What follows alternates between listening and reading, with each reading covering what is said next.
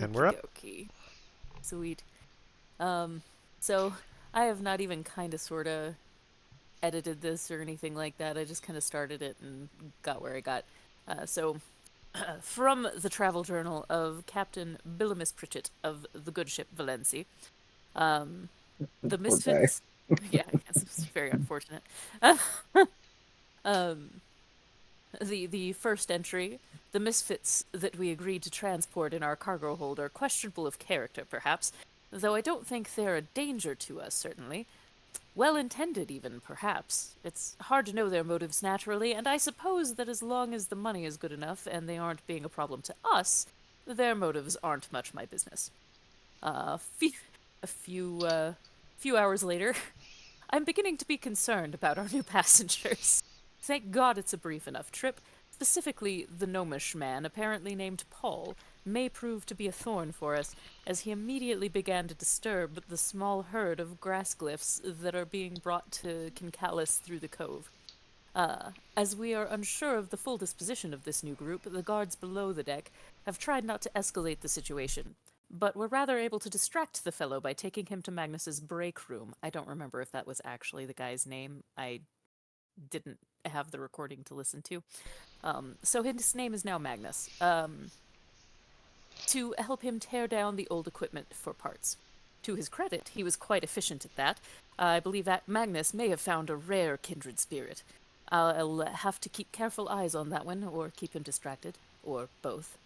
The group has not been entirely problematic, however. The artificer has done quite well in assigning our machinists, whoa, in assisting our machinists, in upkeep and replacement of parts. And their musician has been a great boon to our crew's morale. And a little bit later, it has been a bloody night, but our very special cargo has proven themselves instrumental to our survival tonight. Usually the Aura whales outside the Haven rings would have been a welcome sight and a sign of good fortune, but this night they were crossing the boundary, but for very good reason. Damned creatures that looked like they were part machine, part decaying bird, and part decaying man were attacking them, clawing into their flesh. The Aura whales were crashing into the rings, attempting as they could to defend themselves, but were failing. The doomed creatures began to target our ship as well. To save our friendly creatures in the sky, as well as ourselves, we opened fire.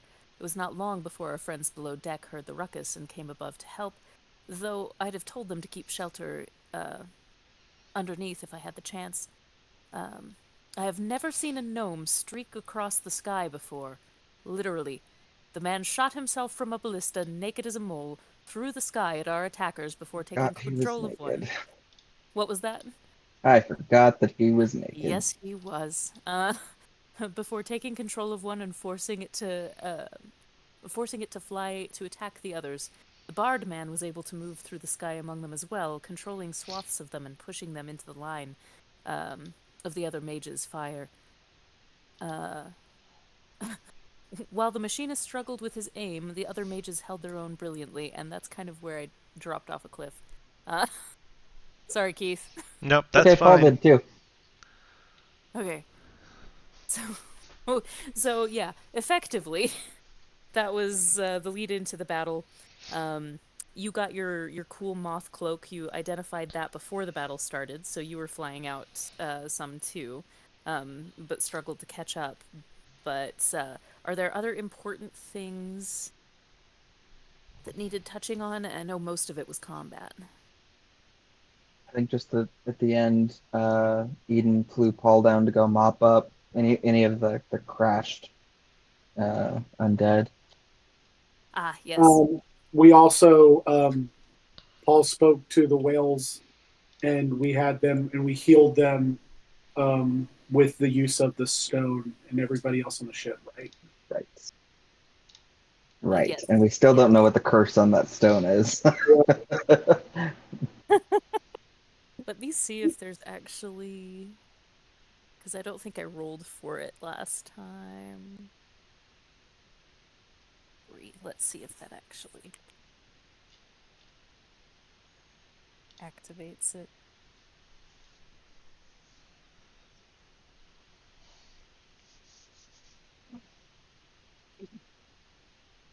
You still don't know just yet. This is work. That's good. I'm excited for you to find that out at some point. Um, Me too. so yeah, you were you were able to help them heal. They also were able to do some healing as well, effectively bringing up everybody between you guys and what they could offer. Um, Effectively, everybody was brought back up to full health, including I think that there were two that actually were like two of the crew were effectively in the death save phase, and got brought back up. So yeah. Um, After that, was there anything else that got wrapped up in that? Not that I can think of. I think that was pretty much Yeah, where we I don't ended. think so. Okay. Um, so the Aura Whale's song, they are going to sing as they leave, and everybody is going to take one inspiration. So you get advantage on something if you end up rolling shit. Um, Get that pencil there. and they will kind of hang just outside of the Haven Rings, um, and watch as you descend into the sky for the Heartlands, the Kopno continents below. So they'll kind of watch your path and make sure that nothing else is attacking you from the sky. I mean, not that they could necessarily fix the attack part of the problem, but they could at least offer healing assistance, depending. A Um, warning. Warning something, you know. Um, so yeah, Paul, is there anything else that you discuss with them specifically, or I just ask if they're like, I mean, generally, are you okay? Do you need us to do anything for you? Are you hungry? Um, you're asking the good questions? I hadn't really stopped to consider what giant like aerial whale people eat. Um, but in this particular instance, no, they are on their normal migration pattern and they are not currently hungry. And now that they've had time to catch up from the damage that was being done, they seem to think that they are well enough. oh, okay. Yeah, these creatures are definitely a lot more intelligent than, you know, the birds that you tried to talk to outside the shop or, Me, y- yeah, honestly. Uh, yeah. they're, uh, they're pretty smart creatures. So, um, yeah. But So he you like, get to. What was that? oh, I'm telling little he falls asleep when he's Oh, drinking his bottle, so I have to tell him to wake up. well, Both they my do kids wake. did that too. He's just so cozy. Yeah, he'll literally sit here with it in his mouth and he won't drink it, and then when I pull it away, He wakes up. How dare you? right, How very dare you, sir? and eyes closed, back asleep. Man, he's adorable. Um, so that pretty well concluded the fight sequence there. It's kind of in the middle of the night. Is there anything specific that you guys want to get up to before being done for the night? Food and booze and celebrating a tremendous victory. Excellent, excellent. There are other people who are of like mind, although you kind of gather that probably, well, I don't know if you would gather this or not. Player Jason would probably gather that half of them are more like just celebrating that the close call was not worse than it actually was. More so than celebrating like a tremendous victory. It was more like a phew, I need a drink now kind of a thing. Um, but yeah, the galley is full of people that are kind of like-minded in that regard right now. Um, Anybody else following suit, or are you guys going back to sleep to rest up? Oh, I'd probably rest. Check on everybody, make sure everybody's good. I'll Probably probably rest. I'll probably go have a drink with the rest of the machinists, and then once that's done, head back to bed. Okay. You are greeted very warmly by them. They are exceptionally glad to have you guys here. There And is they'd all talk. died if we weren't. Exactly, exactly. There is talk that they might actually stay grounded, although you're not hearing this from the captain himself. More like things that some of the crew may have heard him talking about.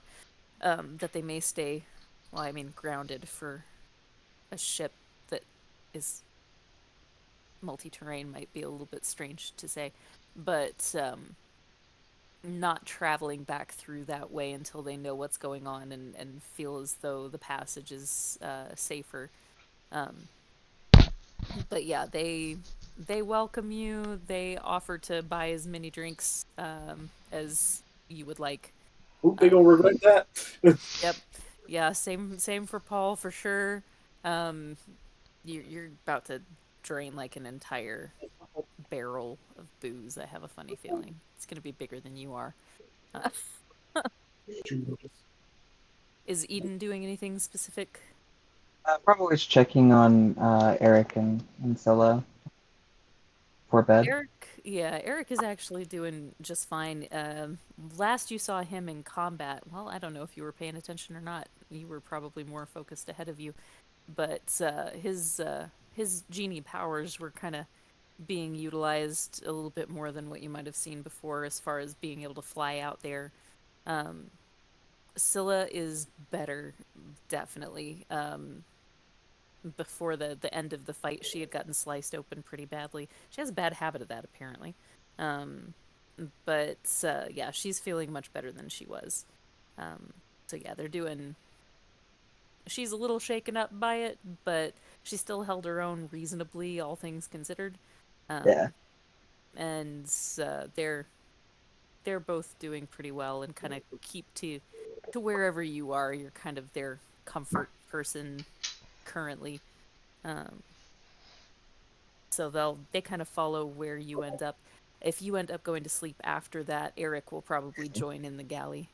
Um, so yeah, you guys get to party in the galley. Uh, I guess, Paul, how much are you drinking? Oh, we're celebrating. Hell's yeah. No, So three tankards full in. Go ahead and roll me a con save.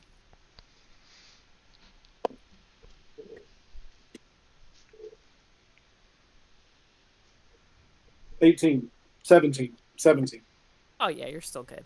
Um, there are onboard musicians there, or that's not their job, but you know, some fun little kind of Irish session house party kind of vibes going on, playing in the galley. Everybody's kind of getting a little bit raucous and whatnot. There are definitely people on high alert outside as you continue to descend. The skies are clearer now that you've passed the bottom part of the continents above. And if you're looking outside through the windows of the galley at all, you would be aware that as you descend, like past a few hundred feet past the continents above, looking up, you can't see them anymore. It's effectively as though they just don't exist above you anymore. Um, you see like faint hints of the rings, but that's it. The continents themselves seem to have vanished. Um, which wouldn't really probably be super strange to you since you've spent a lot of time on the Kopno continents. Looking up into the sky, you would not have seen the giant land masses above you. Weird freaking place. Do you guys have another, like, most of a day travel ahead? Um, I guess, Paul, three more tankards in. Roll me another con save. The musicians Oh, really like you a lot, by the way. 23. Oh, yeah, you are like second wind even like yeah, I thought I was maybe kidding about the thing of drinking an entire barrel of ale that is larger than you. But honestly, I think that might track for Paul. You just pee it out real fast. Yeah, and there's most, you know, regular sized tankards of ale are larger than Paul anyway. So That's fair. That's reasonable. Doesn't take a lot. Um, yeah, the folks in there are definitely, especially once they get a few in them. This is your crowd, absolutely. Got some grizzly old veteran folks that just have used this to fill their days in their pockets. Um, some young kind of still nomadic people trying to figure out what they want to do with their lives that are just making coin in a way that they can with people they like. Just, it's a good crowd of reasonably lighthearted people that are competent in hitting things. And a few other things too, but probably the ones that are partying the hardest with you are the ones that are competent in hitting things. Um, which is never a bad thing to be in this we space. are an interesting crowd. Indeed. Partying all night? Yeah, pretty much. All right. The rest of you guys can have the benefits of your long rest when you wake, and you've got pretty well a day of travel ahead. I'm going to have somebody roll me a d20 for the next day. Do not care who. Uh-oh, what did I do? I just left 3. 3. Okay. I just left my table and have to find it again. Huh.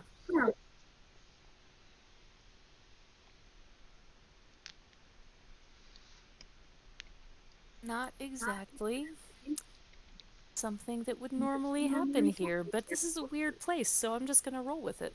Um, as you begin to descend over what looks like a fairly stout jungle, and you can tell things are moving slower now as you're getting closer down towards the continents. It's still a few hours off from actually, like, getting into dock. Um, there are these strange whispers happening around you, and the bright colors from below in the jungle and the forest, you start to almost see these like dandelion puffs, but bigger, breezing by you, creating whispers. Um, and one of them lands just shy of the wheel, pretty much. Um, you guys are still, well, you wouldn't be asleep at that point in time. Um, before we get into what's happening there, up until we get to that point, are there things that you guys would like to be doing on board the ship? Anything like that? Paul, you have partied through the night, and you do not have the benefits of a long rest right now. But you are, if you want to continue to stay up, you can. If you want to sleep through the day so that you can uh, sleep Then off that, the partying, you yeah, can. just when partying's done, and I'll go. I guess I'll go get a rest. Okay. Um, cool. So you are resting at this point. The rest of you, do you have specific things that you're wanting to engage with? Probably just back in the workshop, working away with the guys. And actually, if Teffin is there, Eden will actually probably follow him in there and see if he can work with them if they're okay with it to draw. Um, well, first to melt down 2 gold rings and then draw the gold out into filament. And he's going to try to get the resonance right so that he can use this for a cloak for. I think I mentioned this in the group chat before. The cloak that she's using to summon him off so that she can have the saddle incorporated. But the beginning piece of that is just getting the filament to the right frequency so that when it swings, it'll touch the weave. That's awesome. I really love that. Yeah, we had a side chat on that, and I had forgotten that, so thank you. Mhm. I can Yeah, I look think that I had back up. actually forgotten the side chat as well. If Paul does wake up, like rested, and there's not anything going on, I do have something he would do, but I don't know if something will happen before that. So, We can find out. What would you do? this antique watch that he got, Ah, he that has the extra hands on it. I don't know anything about it, so I would start messing with it and tinkering with it and seeing what it does. interesting. Okay. Remind me, are you proficient in Tinker's tools? I think you Yes. are. Okay. Um, Stoff, roll me a Tinker's tools check. Um, so I think that would probably end up being Dex with your proficiency for that. Um,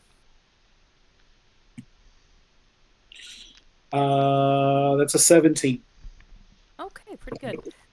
So not only does nothing break, but you do get a sense that um, you are winding, like as you're messing with the directions of all of these things, you are winding something that looks like a planetary model, effectively. Um, and every time you release what you're winding, most of the dials end up going back to where they were. Um, there is one, however, that seems to, like, for a little while after you've moved it, um, point in different directions, and then it'll settle out back to where it was. Roll me. I want on this. You could roll me a history check or a nature check. I mean, it's the same for me. Okay. Either way. That's a 10. A 10? Yeah. Well, that's not terrible. Um, so you're not quite sure where you heard it, but something about how this looks and how you've seen like planetary models before and different things like that. There is this idea of it tracking seven suns, and you've heard the phrase the seven suns since being here before. Um, but you would also know that it's definitely not a normal thing for a sun to be all over the place in its tracking or something like that. So it might be like a little bit of a strange mishap, maybe, in the watch. Yes. Um, Paul during this game has had direct interactions with somebody from that particular group. Oh, remind me. On the first ship that we were on, he spent a while with the fortune teller with Paul did? Arabella. Hmm. I remembered that Nate did. I didn't remember that Paul did. Oh, maybe it was Nate. Sorry. No, I thought it was Paul. No, it was probably Nate. Never mind. Ignore that. I know that Nate did, but Paul, if you I remember, don't recall. Yeah. yeah, So I He don't. might have been actually working on his music box at the time. That's what it was. Yeah, yeah. So he was working on his music box. Um, Sorry, my bad. no worries. I mean, it could have been, and I forgot. So I appreciate you trying to remind me of things because I am sure that I'm gonna lose some of this stuff in my noggin somewhere. Um, so yeah, you have heard people talk about the seven suns before in more than just an astrological sense. There are seven suns here that coordinate in different ways, and it looks like a model to track that, but something's off about it. And it's So, one of the hands, mhm. and it's all the other hands. I load it or I like wind it up. All the other hands basically spring back to their original location, but the other hand doesn't. It just moves slower to a different location each time, or Yeah, it kind of moves to a different spot on its circle each time. And then it eventually settles back to where it was, but it takes it a few. It's almost like it's looking for something if it was sentient, okay. and then it finds where it was in space again. Yeah, I'm just gonna spend my morning messing with it, trying to kind of figure out what the heck does this thing do. Do you talk to anybody about it? I mean, I'm not hiding it from anyone. I'm not like trying to do this secretly, but I'm not like I'm sitting in the open, probably where we usually would eat, um, and drinking and eating breakfast or lunch or whatever, and messing with it. Um,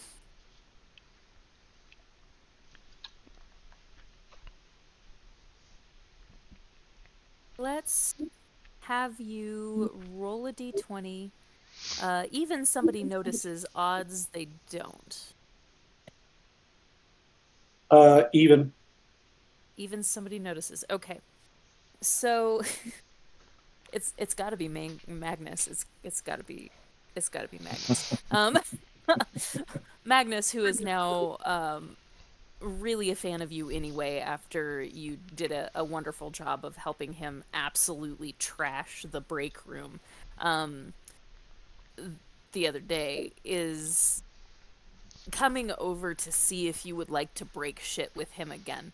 Um, and as he approaches, he looks over your shoulder and sees what's happening with this thing. And you see him, like, each time you wind it back and then it spins back into place, there's this little delighted giggle that's happening over your shoulder. Like, oh, I've not seen one of those in years! Magnus, take a Paul! seat. Excellent. Oh, thank you. And Is any of our party members around, like by chance, just offhandedly? would you guys be kind of around in the galley or anything like that for breakfast? Is this uh, a thing that you would be up to, or are you sleeping in? I imagine any breakfast I had would probably be on the go on my way up to the workshop. Yeah, likely me as well. Okay, just curious. So yeah, it's Because just you. yeah, you guys would know because this is the first time that Paul has ever actually remembered a person's name. The after the meeting them, like ever, like well since you guys have been with him. So, but Let me roll something. I mean, he wouldn't know that part, but let me roll where Eric is. Like, Scylla would probably just be with Eden, but Eric is interested in all kinds of things around him. Actually, yeah, because I don't even know like Eric's name. that's fair. um, so yeah, like Eric is in the room, kind of talking to other people, and he's keeping an eye on this conversation and seems pleased to see this other guy kind of checking in. But he does get curious as Magnus starts like oohing and awing over the little tidbit. Um, and is that a beautiful wifey I see back there? Is she? Yeah, she's. We put the baby down. Yeah. Oh, Where that bad, huh? That was a terrible joke. I'm so I thought it was sorry. great. I am so sorry. That is a joke I have made about my children, and I should not ever say that in public again. Doesn't offend me. he is very difficult to offend. Nonetheless, I apologize. And I usually say things to offend people all the time. Just ask Reagan. It's constant. Where would Thea be the morning after all of the shenaniganery? Shenaniganery. I like that. What was everybody else doing? So we've got Yeah, go ahead, sorry. Teffin is up with the machinists doing some more things. They actually have a fair amount of work now because there was some damage sustained last night, so they've got some stuff ahead of them. Eden, what are you doing? I'm hoping that Teffin is willing to help draw out the wires that he's looking Oh, for. that's right. That's Oh right. yeah, yeah, absolutely. So Teffin is also going to be working with Eden on the little cloak clasp that he was talking about, the tuning fork things from last time. Okay. So he's going to be working on that.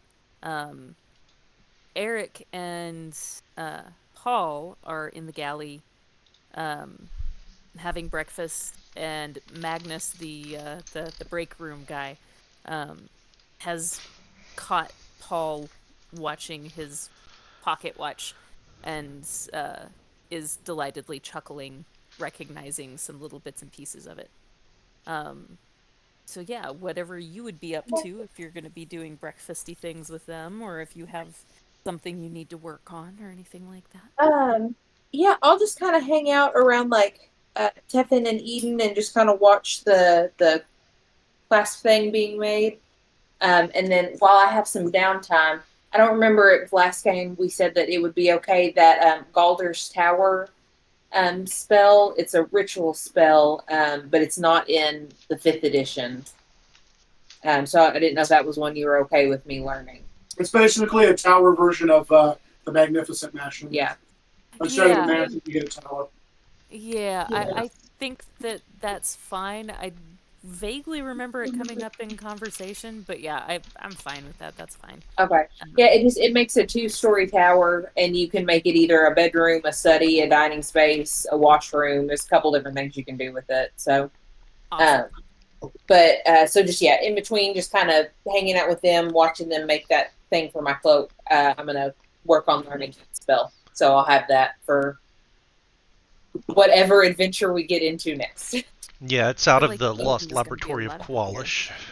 So. Ah, nice. Cool. Yeah, so you guys are able to do that. Teffin, Yes. roll me. We'll go over to you guys for a few minutes. In the little shop bubble up there. Let's see. So Eden will be using his Vertic inspirations to help with the process. Fabulous. Okay. I am proficient in smithing. I assume that's what we're looking for. At least to start with. Yeah, at least to start with. Go ahead and roll me a smithing check. Okay, which stat would you like me to use with that? I'm assuming that's going to be intelligence. That's your main one anyway, right? Yeah, that is. Yeah, so let's roll Guidance. Guidance. So Excellent. guidance and bardic inspiration. All the buffs. Take all the buffs. Okay, so okay, so let's roll my base. Ooh. Okay. All right.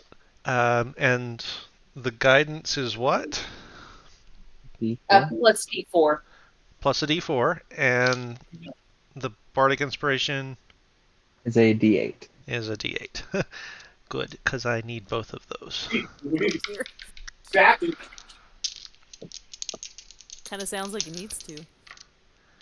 Okay.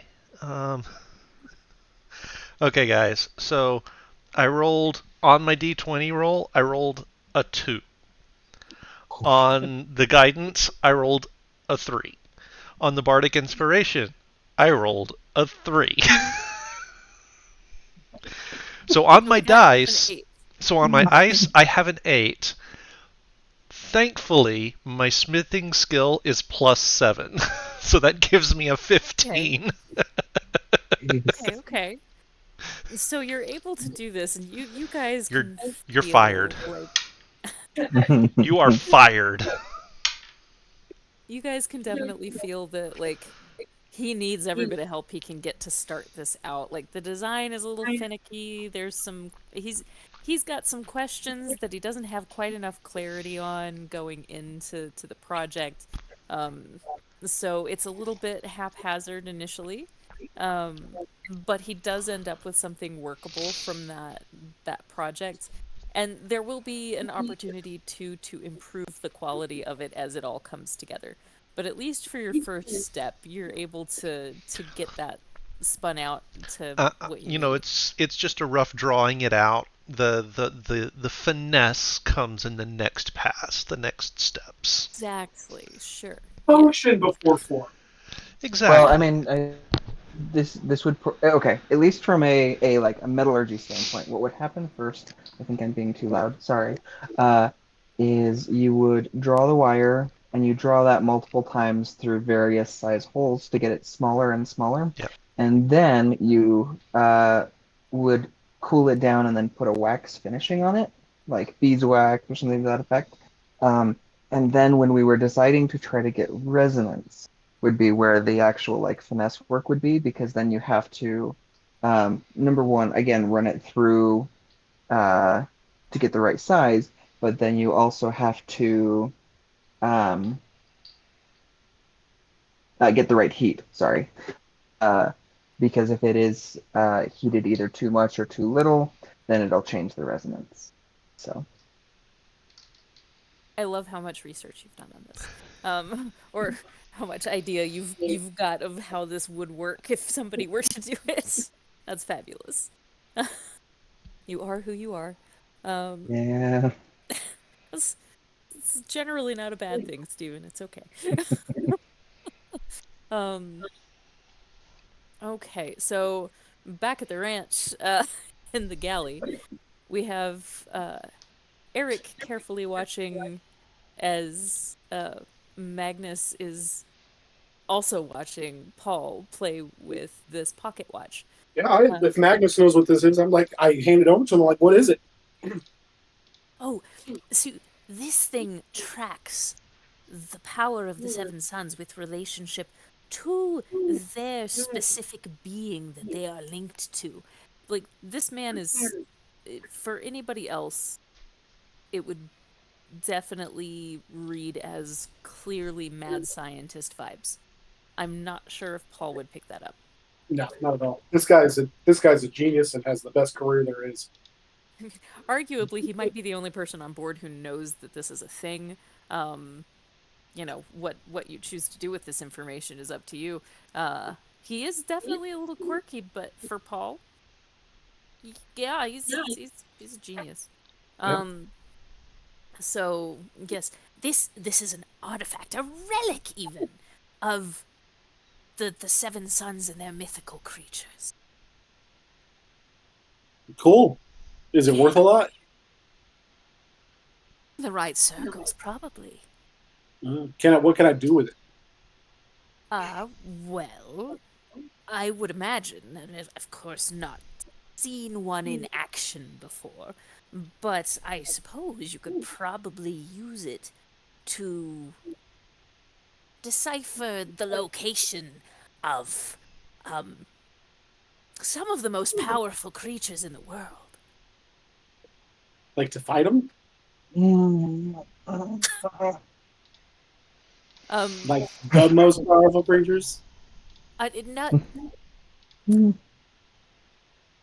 Some have reputations for maybe being evil, but most generally not. I think that they would be less likely to be something you would be interested in fighting. Aside from which, I'm reasonably positive they could kill us all if they decided to. They're just not interested in it because we're not important enough.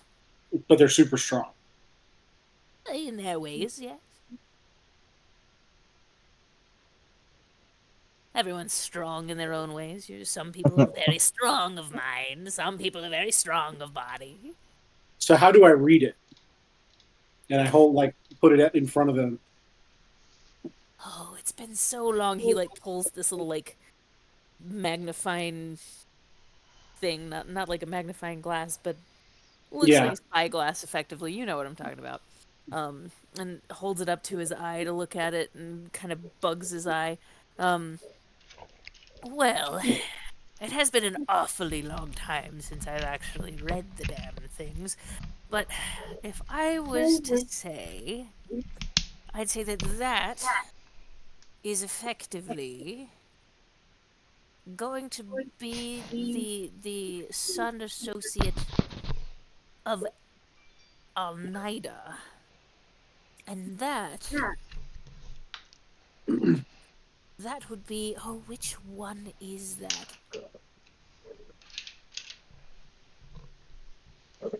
You know, it's been so long, I don't recall which creature belongs with which son.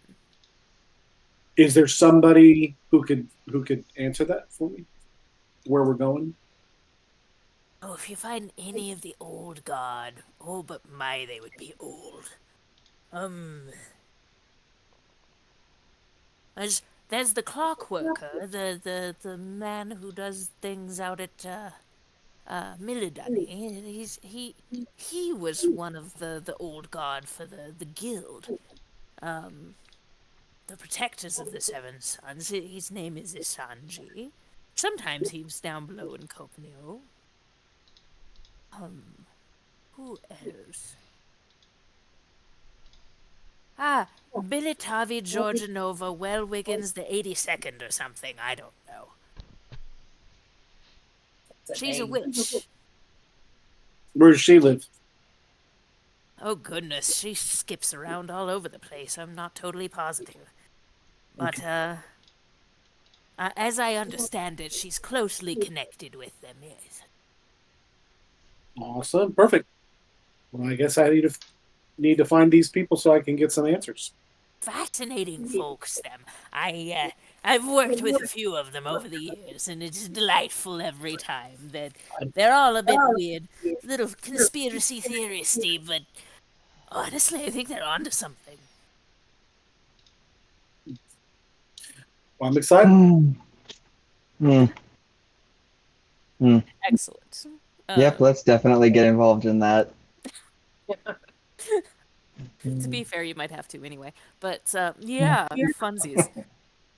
He will continue to kind of like watch, and he's trying to remember little bits and pieces and jot them down as he's watching you kind of wind this. A lot of it looks more like math equations. Um, and it's really weird, obscure stuff. And every now and then he'll like, oh, and like write down a little word, but it seems like gobbledygook and nonsense. I will give you that sheet of paper. Effectively, the napkin that he's jotting things on. I will send you an image of what that would look like later on. Yeah, Paul wouldn't be able to read it. So Fair. yeah, But then you can hand it to other people, so it's yeah. fine. So yeah, that is effectively a Seven Suns tracker. It does actually tell you where the suns are in relationship to each other. Um, but it has larger implications, perhaps, if Magnus isn't a complete wackadoo, which. Yeah, Hopefully it might be a could go stretch. either way. All right, the Seven Sons tracker. Hmm. Yep, that can only go well. Of course. I really love that Paul is the one that has this. It delights Yep. me to no end. I I'm not even sure if any of the rest of you would have ended up with it, honestly. This is so Mhm. much better. Well, I got it from those little creatures. Mhm. Yeah. So yeah, Yep. And never mind, I can't say that because we would know it. Um there's a reason that they had it. But Hmm. since you're the only one that can talk to him, I guess to be fair, the Nissers actually spoke common. You just didn't know that. Um, that works. Oh, the Great. things Yeah. he talked to also spoke common. The little fluff balls, yeah. Yeah. It's not super clear. It's very much with a lisp because they have snouts and not human mouths. But, But I yeah. spoke to them in Nister, I guess. Yeah. Yep. He spoke in Nisser and they spoke back in common, but he couldn't tell the difference. So, I don't know. I think all animals speak common, so exactly. I love that so much. like I just assume everybody speaks language. It's just the language that people speak. So Delightful. It makes even me like feel any happy. other language that like other people are speaking that I hear, I don't assume that they're speaking a different language. I just assume they're saying words I don't understand. Which, I mean, kind of. You're not Like wrong. like that's other words in common that I don't understand, and I'm so yeah. I mean, there's some definite missing nuance to it, but you're not inaccurate that they're just speaking words you don't know. That's awesome. Yeah, okay. So after your we're gonna bounce back over to you guys up in the machinist room. Um, is there anything specific like after that? Are you just gonna move forward with the project? Are you gonna like rest a little bit as you're coming into like slowing as you approach to land? Anything specific happening there? Eden is gonna follow your lead, Tefin. Well, seeing as how the first phase of this thing was a little rocky, I might, get through that and then take about 5-10 minutes or so to sort of clear my head a bit, sort of do whatever it takes to get rid of the bad karma or whatever it is that I have picked up. Jail your dice Yep, and yeah, and then um, I guess at that point I would kind of check to see how much longer it is until we reach our destination before getting into the next phase. As you start slowing, they would tell you that you've probably got about another like 3 to 4 hours Okay. um, before they're able to actually dock and unload. Um, as this happens too, you can actually see that one of those little fluff balls, as you're discussing with folks like how long it's going to take, one of the little kind of dandelion puff things is starting to root in the into the deck of the boat and grow from the roots, and it's starting to like spring up with a little smiling flower, and it's growing far faster than any tree ought to, but it's effectively growing a tree into the deck.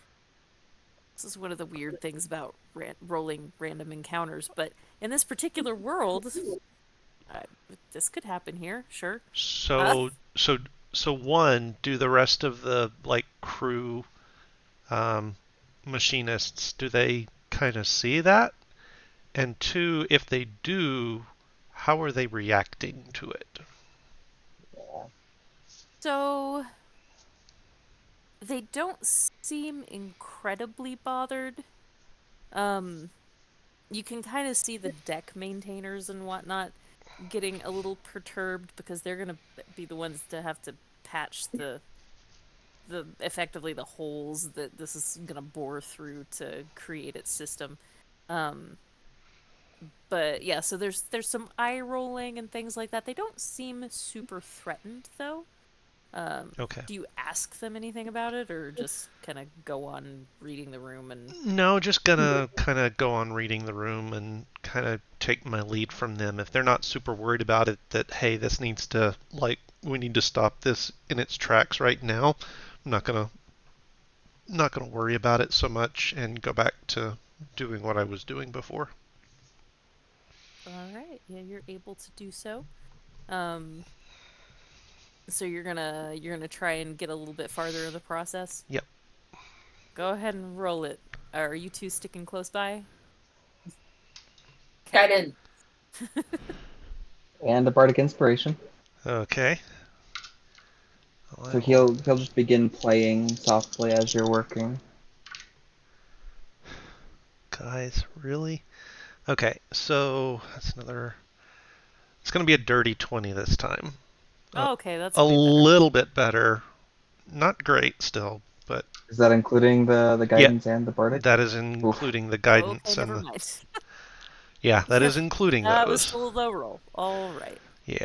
Um, yeah, okay. So you're able to get farther along in that process, and it is successful. Like, you guys definitely are holding him together and kind of holding his hand along the way, helping him figure out what's what.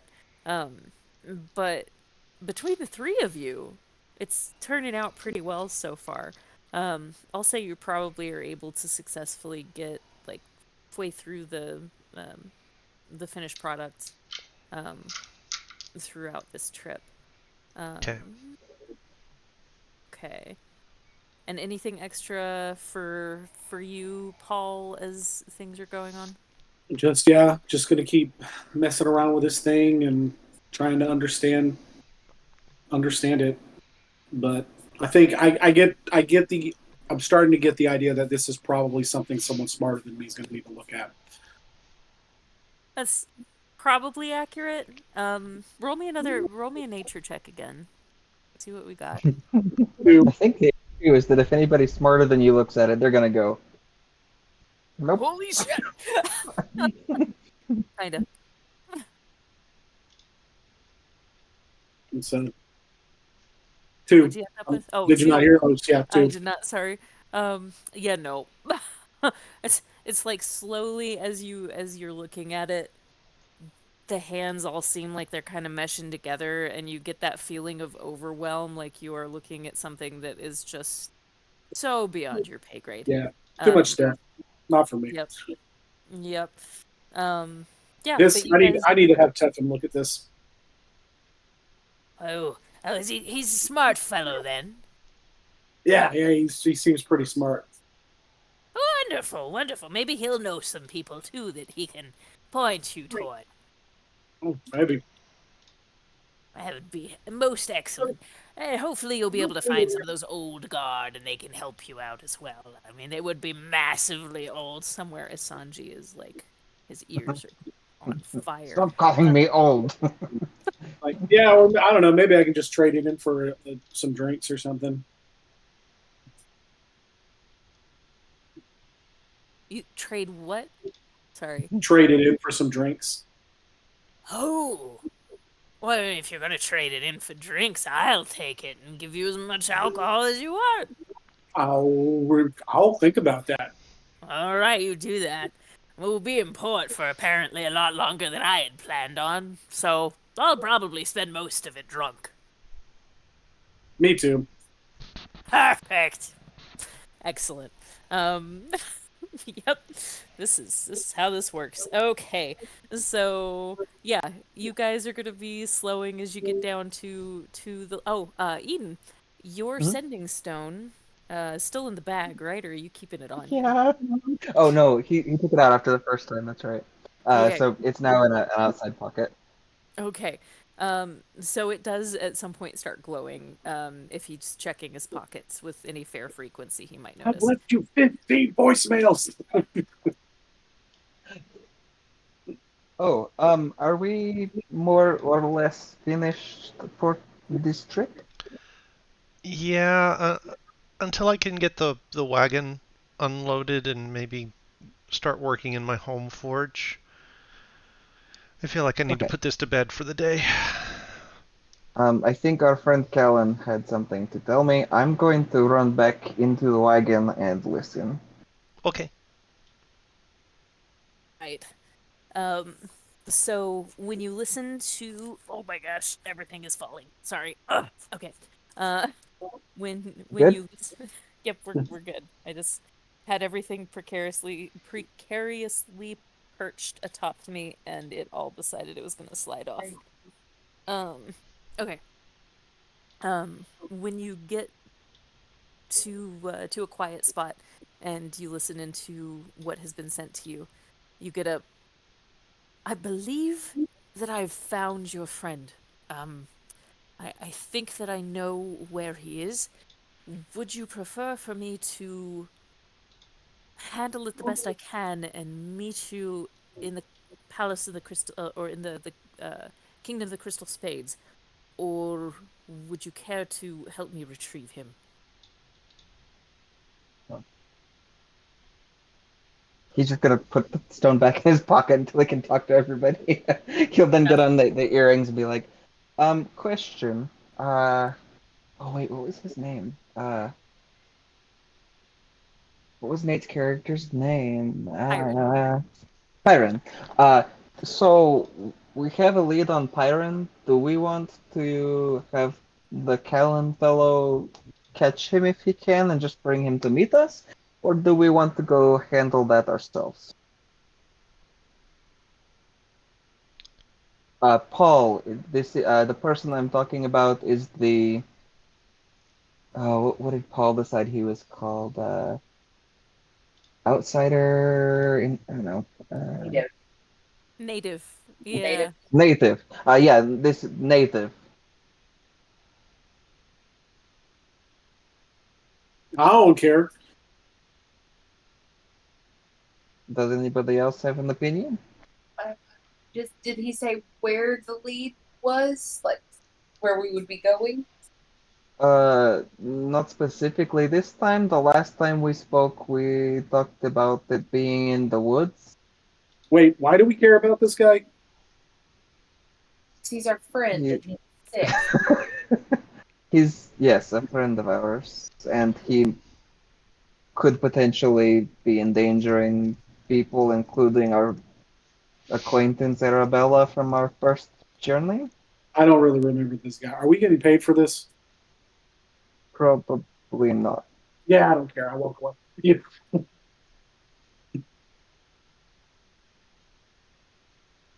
Does Teffin want Stefan?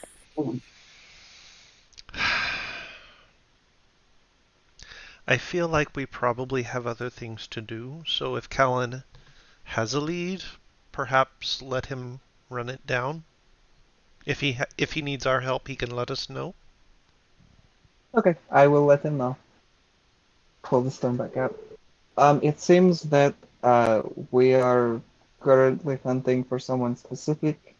And so if you feel confident in bringing him in safely, then we will leave you to that. If you need our help, of course, we will be there. But for now, we are going to the town surrounding the castle to find someone. But please, yes, let us know if you need us. We're going to find your husband, so there's that. Yeah, like you, he doesn't send a message back, but somehow in the universe you feel this ah in response. Um okay. I'm going to roll to see how that's going to go for him. You guys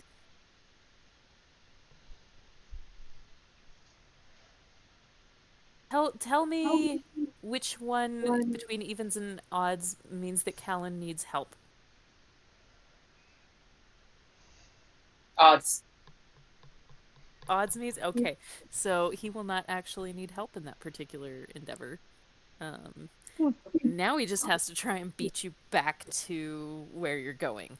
Uh, we'll see how that goes for him. Okay, so you guys are descending over this really wild town. It's kind of fascinating um, as you slow down over the continent.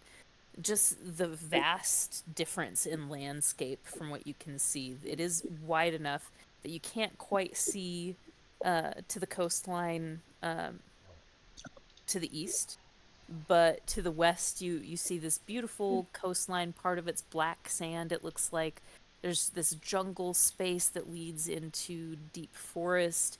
As you go farther to the other side, there's grasslands that kind of lead into a deserty looking mountain. It's huge changing mountain that almost looks like it's churning, but not actually causing any earthquakes. Um, as you are descending over the west coast, um, you start to see these little dots of really vibrant color. This is a bright and busy place.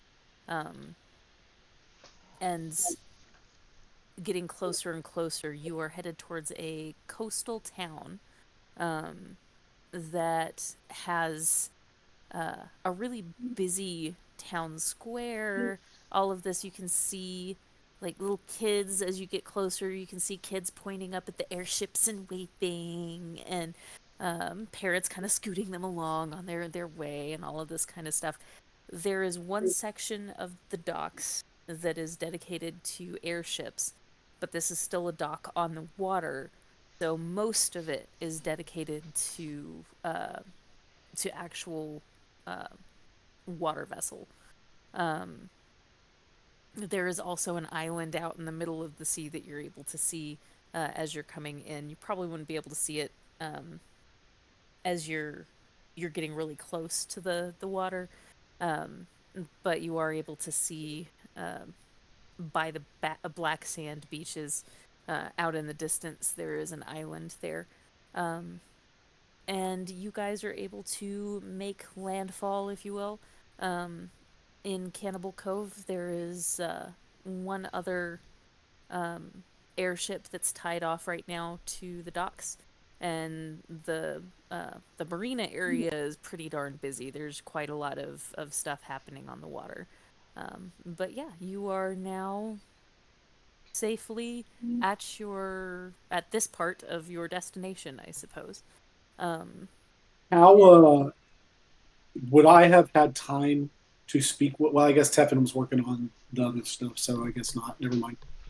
I mean, if you would, like the break room is also up close by to the machinists area because that's where they're recycling stuff. So if you had wanted to talk to him, you probably could have. Yeah, I would have probably gone to him Okay. to for I mean, for two things. okay, we'll rewind that just a little bit. You know what's about to happen with that. So, yeah, so you're able to while he's working on the project for Thea's cloak, you're able to talk to him. What you got?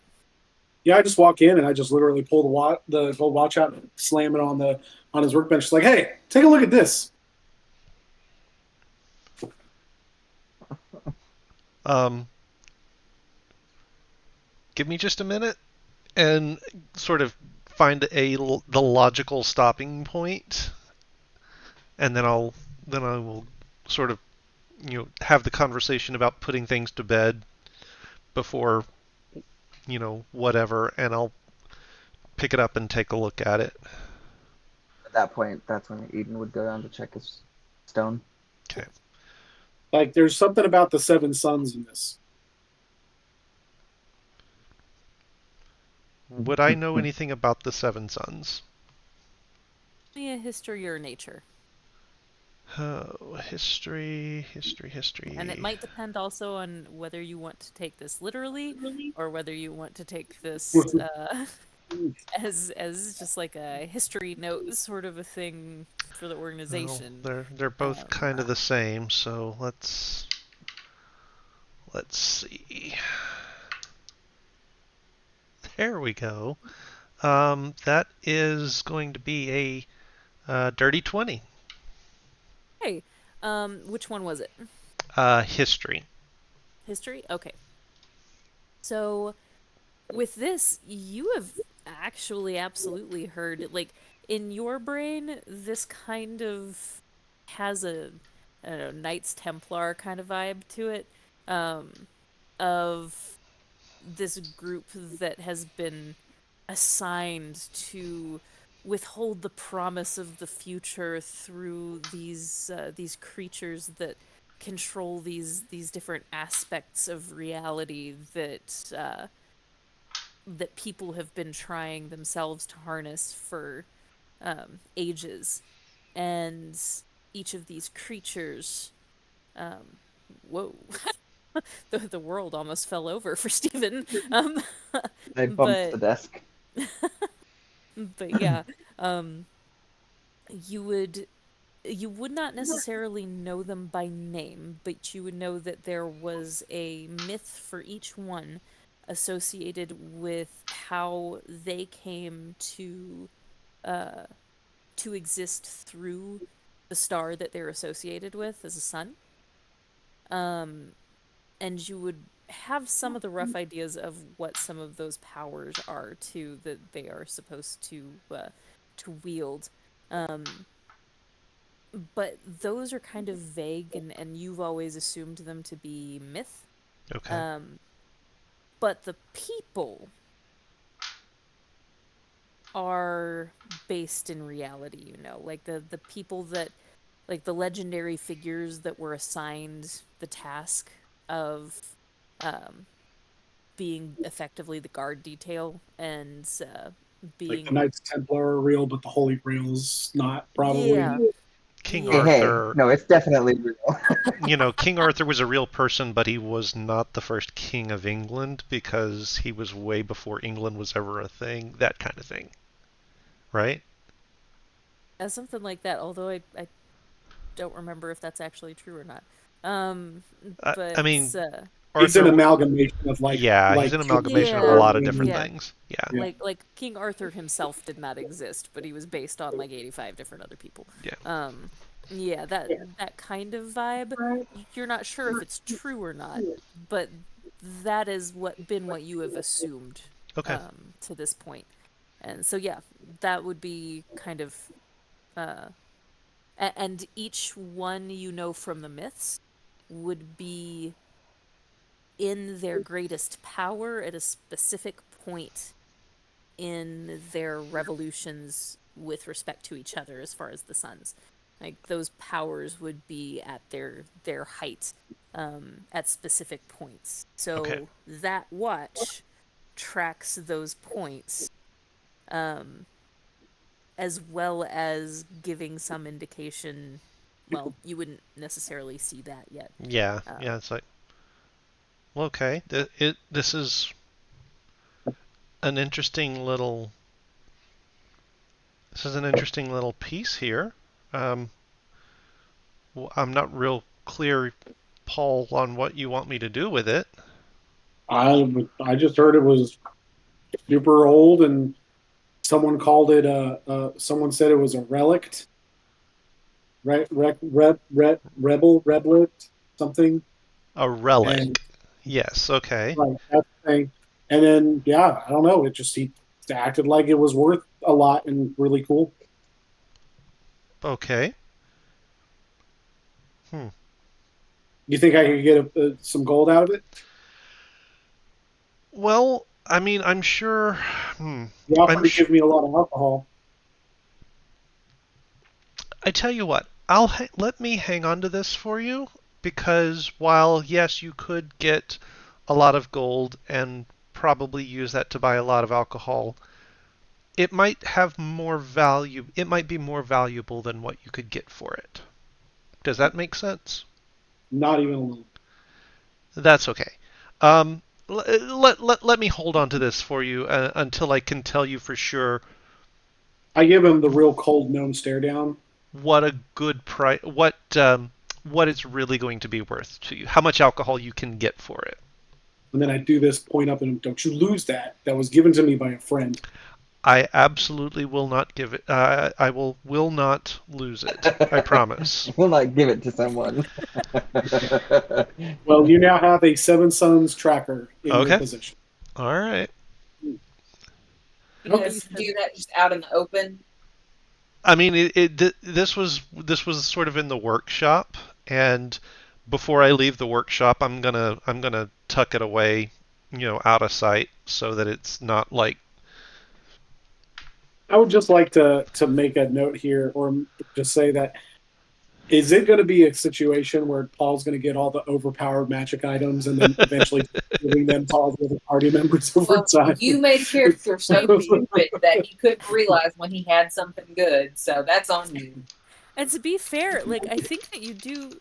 I eventually I gave you the stuff for the sword that Kessa gave you guys, right? Like, cause you got a cool magic sword, but I don't know that you've No, actually I don't. realized. I just use my axe. So, Yeah, so you have random stuff that it's like you don't know what it does, so you don't use it. yeah, like Um, yeah, I don't know. And I just write all this stuff down as like weird pocket watch, tasty stone, Hasty Stone. sword. I Uh, don't know what it does. So, That's amazing. That is amazing. Tasty Stone. Oh, I love everything about that. Um, I forget if you ever actually had the sword identified. Somebody identified it in the party, though. is this the one that was given to us when Oh, from ages ago. We that were in one? the house. Yeah, and she gave it to me, and she's like, Kara's house, Kara's house. "Yeah, okay, yeah," and she was like, "Just make sure you bring it back." And I was just like, "Oh, okay." And then I think I just strapped it to my back, and I have yet to once pull it out and use it. That's that tracks. That's very yeah. It's a really Paul-like. cool sword. Yeah, it is a really cool sword. Yeah, Um, I don't know if it's just like, hey, someone handed me a sword and said, "Hey, make sure you bring this back to me." And I was like, "I guess I have to take the sword on an adventure." Like, going on an adventure. Great. So the Great. best part of that whole exchange with Paul is he didn't say anything about one of the hands acting weird. So for the moment, Teffin doesn't think that there's anything that needs to be investigated really. So he may or may not remember that. Yep. But he's got it tucked in a pocket somewhere. yeah, That's it said, amazing. "Hey, here you go. Take a look at it. It's supposed to be something cool." Yep. That's fabulous. And you said there was one other thing?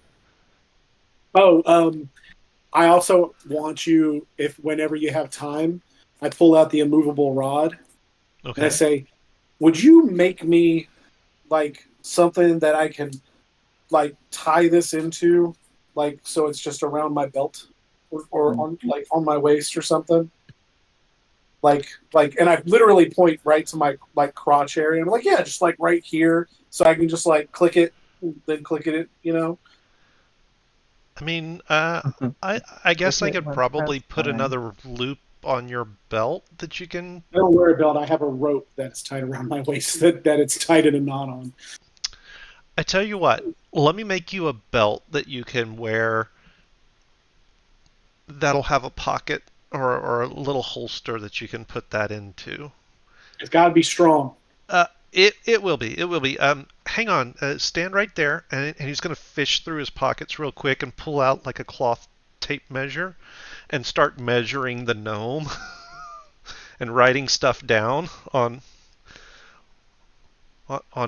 like a little piece of whatever on his wrist and just you know What are you doing? just bear with me and it doesn't take long and he just sort of jots down all the notes he needs and says okay I'll get right on that.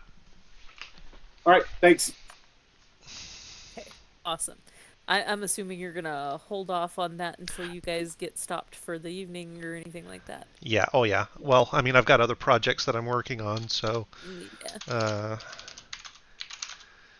um, and then from there I will probably go and oversee the unloading of the cart and Quimby. Good deal. Okay. So yeah, you guys dock successfully and all of that good stuff. The captain is actually gonna refund half of your gold for having helped out when they were under attack. Um, so Do you remember how whatever much that was? Because I don't.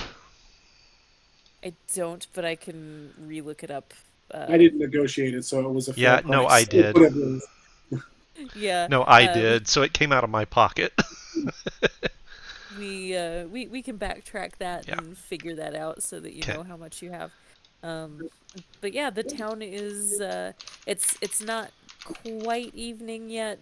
It's kind of getting into evening, like kind of late afternoon time. So the square is busy. There's a lot going on. Is So there anything we're that docked. yeah, you are docked. Okay, I go down to the hold where those creatures are, and I open the gate because I was told that when we landed that we could go Yep. for a race. Yep. And yeah, sure enough, they just kind of explode out of the hold. They are I running. speak with Uh, animals. I'm like, ready, let's go. Just full on sprint with these things out of the hold. Like, it just we're just running. you hear the guards like freaking out. Of course it took a minute to clear out enough of the cargo hold once they docked for you to actually be able to get them out like that. But now that they are like kind of just unhinged going after the are you in cheetah form or are you going as No, bull? I'm faster as a gnome Yeah. than Um cheetah. so Somehow, they are chasing after the gnome, very dedicated to this race, and then get how to the fast? edge of the. How fast are these things? Like, Uh, so they get like at a full gallop, they're gonna get probably a good like 50 feet per round. Um, okay, so pretty quick, but there are quicker things, and you can okay. go farther than that on a dash, right? Yeah, I got 35 feet of normal movement, 65 feet with a dash, and then I can bonus action dash on top of that with my eagle totem. How does the gnome have Crazy. 35 feet? So, Barbarians, man. yeah, barbarian, I get extra. I forget about that every time. That's so cool. Yeah, Um, yeah, so you are easily able to best these things, and my then they cheetah cloak just flapping in the wind behind me. Just I just I just imagine it like a onesie pajamas, like Pajama Sam. I don't know if you ever saw that. Pajama Sam, just cloak behind you. yeah. that's a new one. Pajama Sam. Oh, Um, that was like early 90s, but eh. So, but yeah, no, I race with these things, and we are running with the wind. So, what direction was the open grass fields? Oh, they are a ways off. It's like that's one of those things where when you're in an airplane you can see for miles. Um there's a significant chunk of jungle between you and the grass fields. So I you think we just lost Paul. I think you might have. Um so oh no.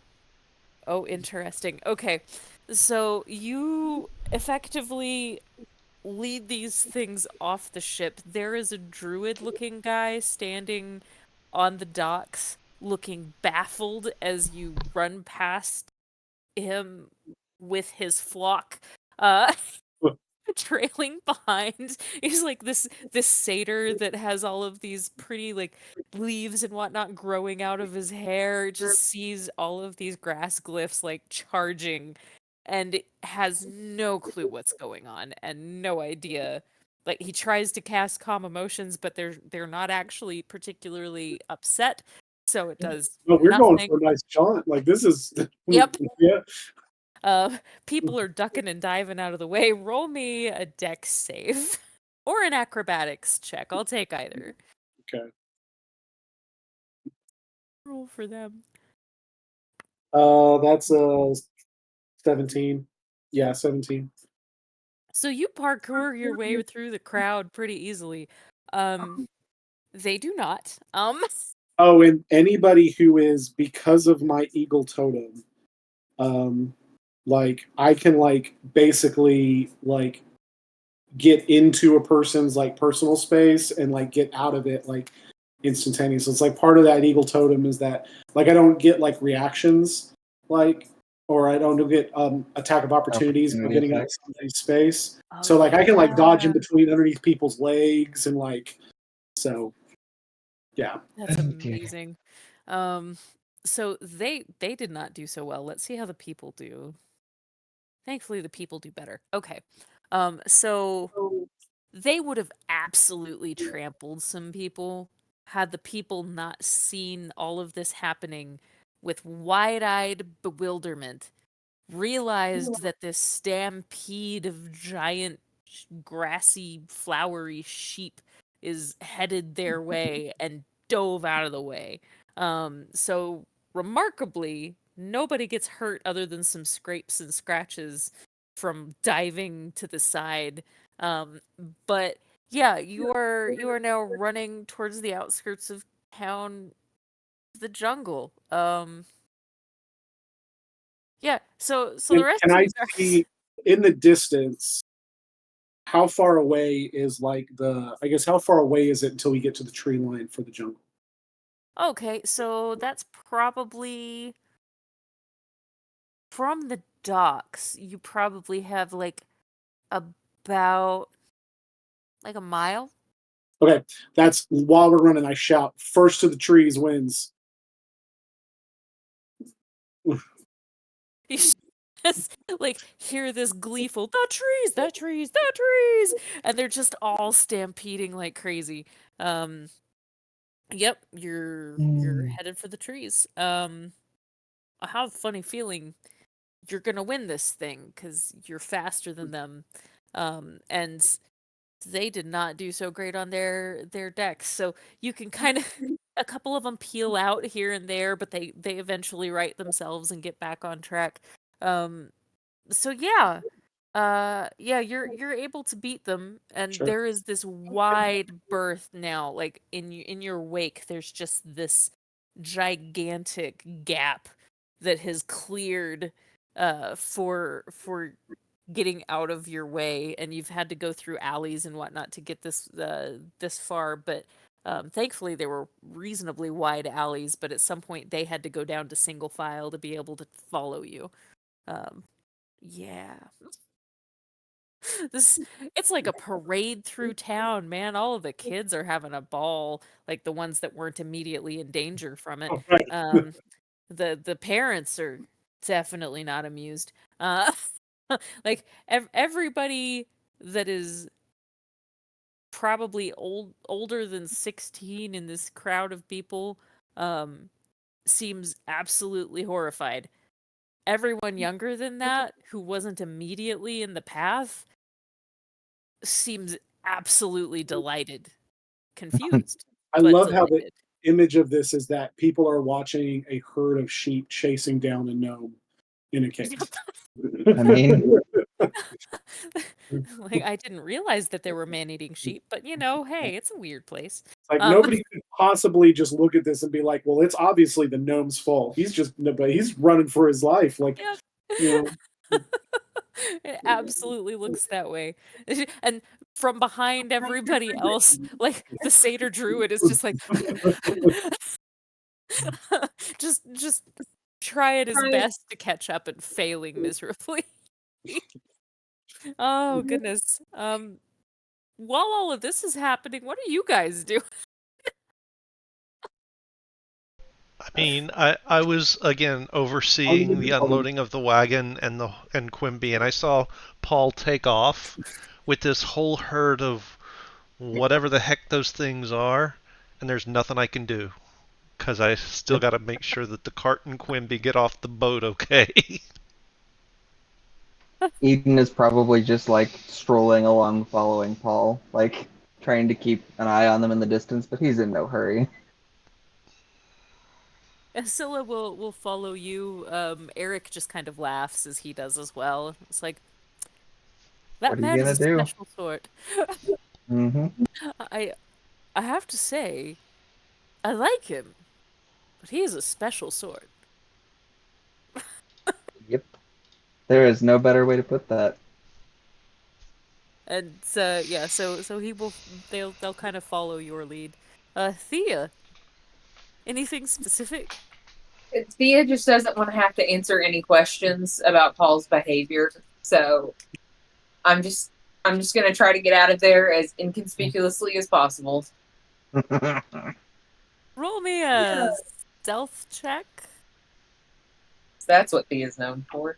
Either that or persuasion. Persuasion would also kind of make sense in this because you're persuading people to think that you're not actually I'm not. I'm not with him.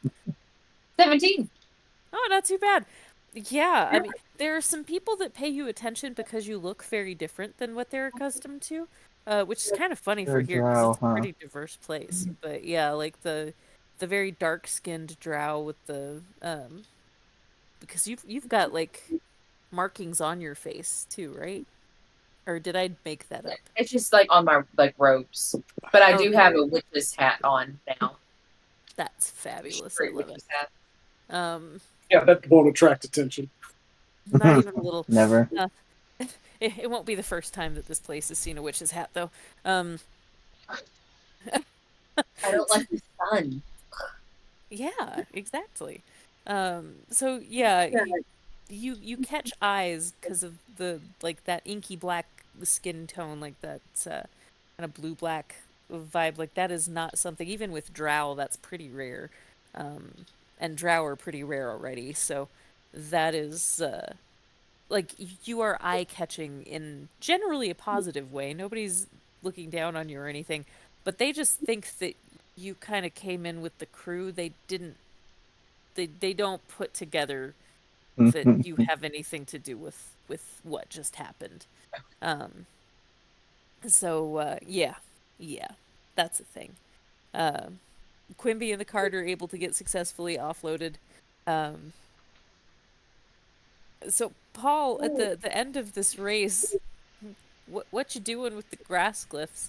You just hanging out by the tree line? Yeah, once we finish the race, like I like Thomas like, you guys are the fastest people I've ever raced ever. Like that was awesome. And then like just get them off and them be like, well, good job. Well, I guess we should go back. And then we just trot on back to the shit. Satyr is kind of behind you guys. Stop with my herd! Kind of straightens up. Oh, you're there. You've stopped. Thank gods. It just kind of catches his breath for a second. These things are fast. I know. Did they get out of control? I'm not used to that happening. No, they were great. Beg your pardon? Are they yours? Oh, they are now. Yes. They're super friendly. Then I pat them on the ass and say, "All right, thanks, guys," and then walk back to shit. They meh at you. And kind of keep following you, and the guy has to kind of direct them to where he was supposed to take them because now they just want to keep following you. Fair They, enough. they do eventually take the hint and go along with the druid, who seems to also be speaking with them at a certain point down the road once he catches his breath enough to. Yeah. So they get going their opposite direction. Excuse me, sorry. This guy has completely forgotten that he has to actually like sign all of the forms and all of that jazz, but I mean, he probably doesn't since his herd escaped. Or pay for the delivery. yep, yep. So yeah, Evan might that not be getting happens. that money back. Yeah. Um, that's awesome. Um, the deck master actually has somebody else with them, dock master rather, sorry. Um, and they are checking through people's stuff. Like they gave you quite the side eye. Not that you would have noticed. Oh my gosh, guys, sorry. There's some stuff like leaking out of my ears as far as brain matter, apparently.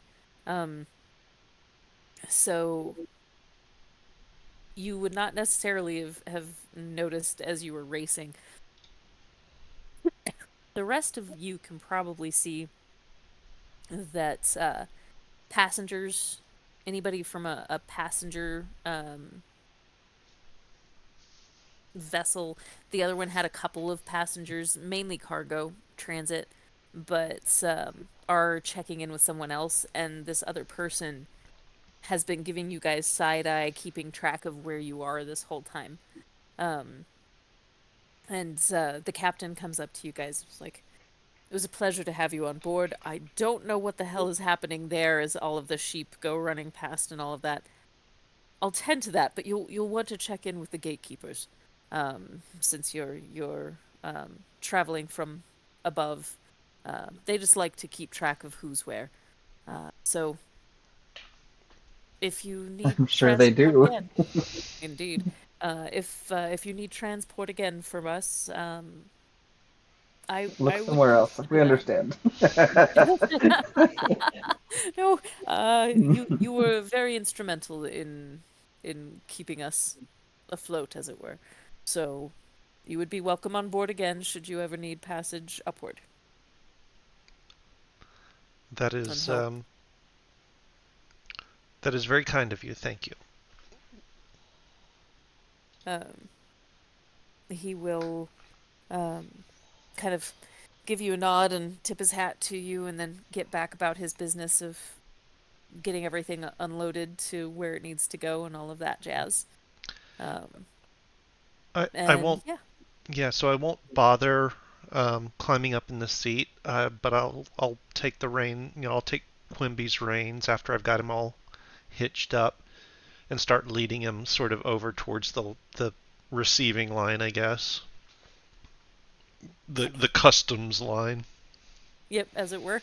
Um, yeah, you are able to get through. When you get to the front of the line, there is this kind of bored looking though he's still like very attentive to what's going on, but there's this rather bored looking um fellow that is a tiefling um who is checking people's paperwork, all of these different things going through. And as you get up to him, it's like, Jeremiah was What's a bullfrog? what? He was a good friend. Oh, you know what? That's now this guy's name. Was a bullfrog. Uh, uh, gatekeeper at your service. We do make sure that we check all of you in as you go in and out from different strata. Um, do you have paperwork clearance from here before, anything like that?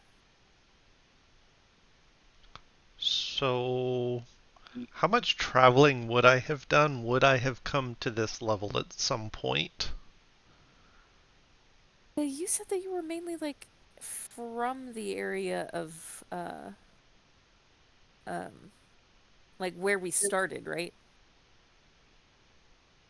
Yeah, I guess maybe Uh, so. So maybe not. Maybe I don't have that paperwork then. Yeah, you So might not. Eden and Paul, I think probably, and Thea for that matter. I think that you guys would have something from here to have gotten up top through the teleportation circle. I mean, Uh, if I have gotten something, I sure probably didn't keep it.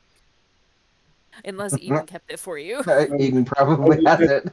the only way that would work. Because yeah, because Paul didn't check in. Paul just ran through. He's not going through customs. He's out. Yep. Um, so there there might be an altercation later about that. Uh, we'll we'll see how everybody goes through here first. So Thea, you would probably still have paperwork that you had to get up. Eden, um, I don't know if you would try and explain away Paul or what. I mean, no. Um, so he'll have to deal with that in a moment. Um, the Jeremiah will check all of you guys off. Have you sign your names effectively in a book. It kind of magically seals the signature. You see a little, almost like it's burning cinder, um, as it enters that in. Uh, He'll write Tevin, down Paul's name too. yeah, okay. It doesn't cinder for his, uh, but he Jeremiah will look down and then look up at you like the gnome. Hmm. His paperwork is right here. Ah, okay. And he'll check against that. They prefer us to get their signature. You think you could get him back here? I don't think he can write, actually, if I'm being 100% honest. Oh, you know for sure he cannot write. There is no doubt that he can. Does he He have a doesn't really mark? know his letters very well. Huh. You know what? The sweetest man you've ever met, but dumb as rocks. I'm just gonna let this one slide. I Um, think that's probably in all of our best interests. Teffin, you and Eric, like Scylla has all of her stuff in order because she's done this before. Um, you and Eric get pulled aside and given like the full TSA treatment. Like this is bureaucracy at its dumbest. Pretty much like going through all of this, that's like all of the fine print, like like the micro machines man. Yeah, he's giving you like all of this rundown and having you like, okay, and then I need you to sign this form in triplicate and these things to like this is a truth quill and I'm gonna have you sign here, here, here. Like going through all of that process. It doesn't take a horrendous amount of time, but it is a stupid hassle. Um, Okay. so yeah. Uh, he will. Is there anything specific that you're doing as that happens? No, I'm just. I mean, I'm filling stuff out. Of You're course, mostly a law-abiding citizen. I am mostly a law-abiding citizen. Now, in the back of his mind, it's like when it gets to the description part, he kind of pauses and has to sort of look at himself real quick and jot down what he looks like right now. Oh yeah, that's a thing. Um, okay, okay, good deal. Yeah, And and my question for the DM is, how closely are they looking at the wagon? like they're Illegal examining things what's from there. inside it and stuff like that, but they're probably not gonna be turning over everything. Like if it looks like a pretty traditional wagon, they're not looking for it to have secret little Okay, good. compartmenties or anything like that. Yeah, we It do Um, not doesn't have want a them to secret find our compartment. drugs. It doesn't have a secret compartment. It has a secret dimension. yeah, they like they see a lot of interesting things that make them curious, Hmm. but they do not find your secret dimension. But well, no, So, nobody can find that unless I show it to them. so you're safe. Okay. Um, I just wasn't yeah, sure but if there they, was if they were doing a the wanding of Medical the detect search. magic thing, and it's like, this whole wagon, what is up with? I mean, realistically, there's so much magic just Mm, happening on the docks to keep these things floating. yeah. Like between all of that, the different people that at least have low level magics, all of that kind of stuff. Okay. The whole dock's probably glowing for folks that are detecting anyway. So, Okay. um, that would not be uh, a surprising thing to have happen. Um, but yeah, they get all of your information. Eric seems a little overwhelmed, but as the guy is going through and like spitting out stuff like as quickly as he can, he's just signing along, trying to check and make sure he's not like signing over his firstborn or anything like that. But yeah, you guys get through the TSA line, and and now the gatekeepers have record that you exist, Teffin. Um, so you Okay. gotta make sure that you're appeasing the gatekeepers guild. They Um, think they have evidence that I exist. exactly. They don't know any better, and this guy is not getting paid well enough just yet. Nope. Um, this is a real, this is a low level position for them. Um, Yeah. so yeah. Uh, okay, so you guys are now unleashed into town. This is a very diverse place. There are actually quite a few animal folk here. There are a lot of tabaxi. There are a lot of mapuks, like the little raccoon guys, little mice people, satyrs, different varieties, like not oodles, but like a handful of different like centauri looking creatures. And with the animal folk, moose, meese, So no, mice. sorry, Centauri. In purple, I am stunning from Babylon 5. Oh yes, yes. Um, Sorry. he had a massive nerd moment. Yeah, a little So bit. Well, we love him. yep, exactly. Um, but yeah, like Paul, a place that you could get along with pretty well. There are a lot of animal-ish people, and it's kind of interesting because all of them are like different degree humanoid. Um, some of them are effectively animals that can talk. Some of them look like they are kind of part animal, part human. Like it's an interesting mix, and lots of diversity in the humanoid races too. It's a busy place. Seems like an interesting space. Anything particular you guys are? I assume that you're gonna try and catch up with Paul pretty quickly before things start being destroyed. Is it in the morning, afternoon? Kind of afternoon, getting into evening. So who's on Paul duty right now?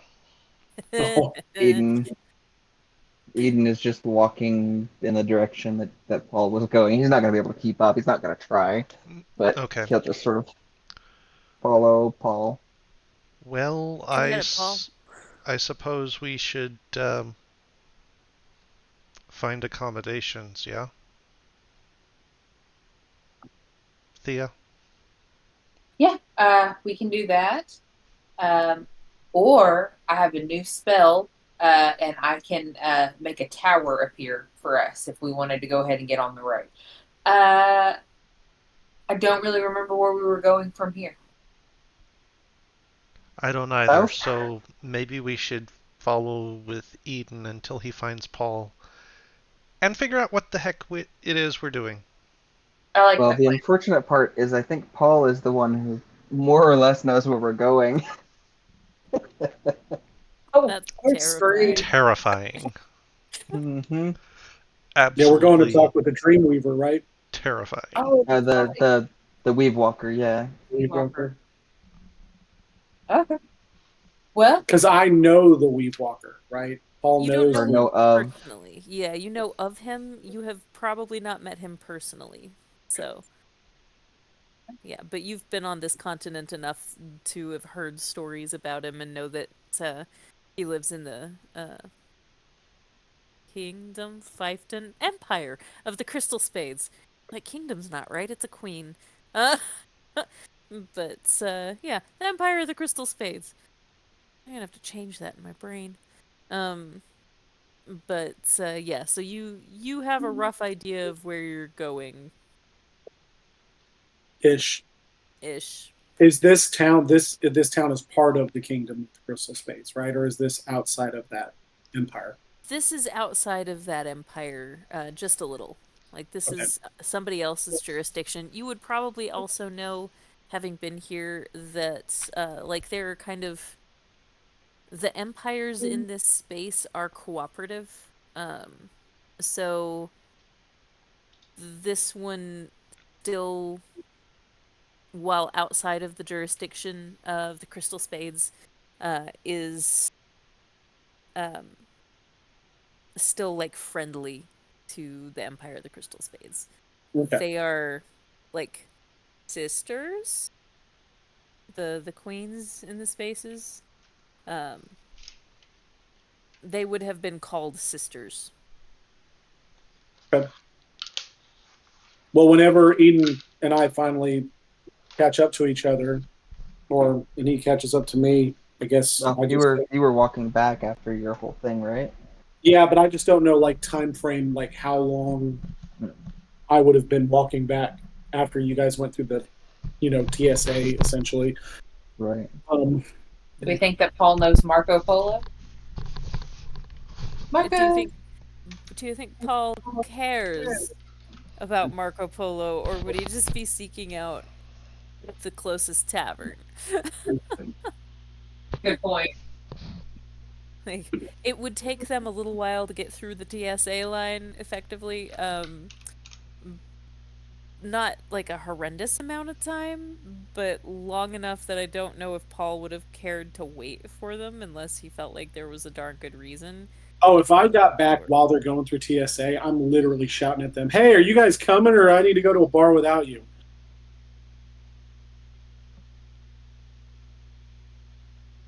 All right, I'm going to a bar. Just pause. Just wait right there. We're almost done. We'll be there in just 1 second. It'll be easy to find in a bar, at least. We'll just follow the sounds of the bar fight. I literally look at the person closest to me and I go, "Hey, where's the closest bar?" well, it'd be right there on the square. It's not far at all. Really good place. Thanks. I open up my money purse to see if there happens to be any money in it. And then I do notice there is 65 gold in there, so I toss him one of the gold pieces. Thank you. That's And, extremely generous. and I just ignore him and keep walking, walk to the bar. Know what I'm doing tonight. Just wanders the other direction. That's amazing. I love everything about it. Yep, so the tavern on the square is very cozy, very warm. Like a bit raucous but not rough. Like this is still kind of the nicer part of town, so it's just like raucous in volume Sure. and people being jovial. Real diverse crowd, like I said. Um, you are greeted by a tabaxi barkeep that asks what your poison is, and What's new, pussycat?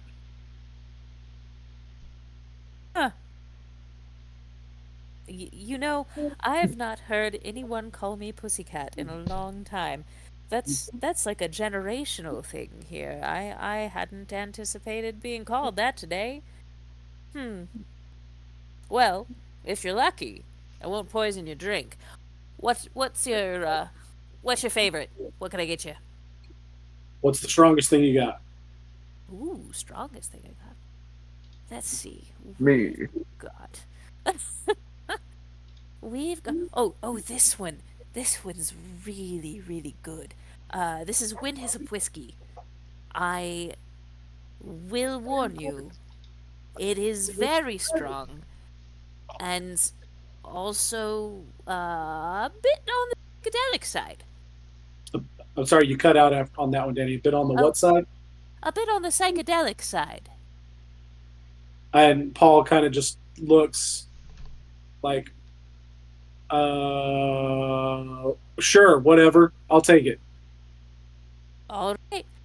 So she'll pour you some and No. kinda The bottle. I'll take the bottle. Are you staying tonight?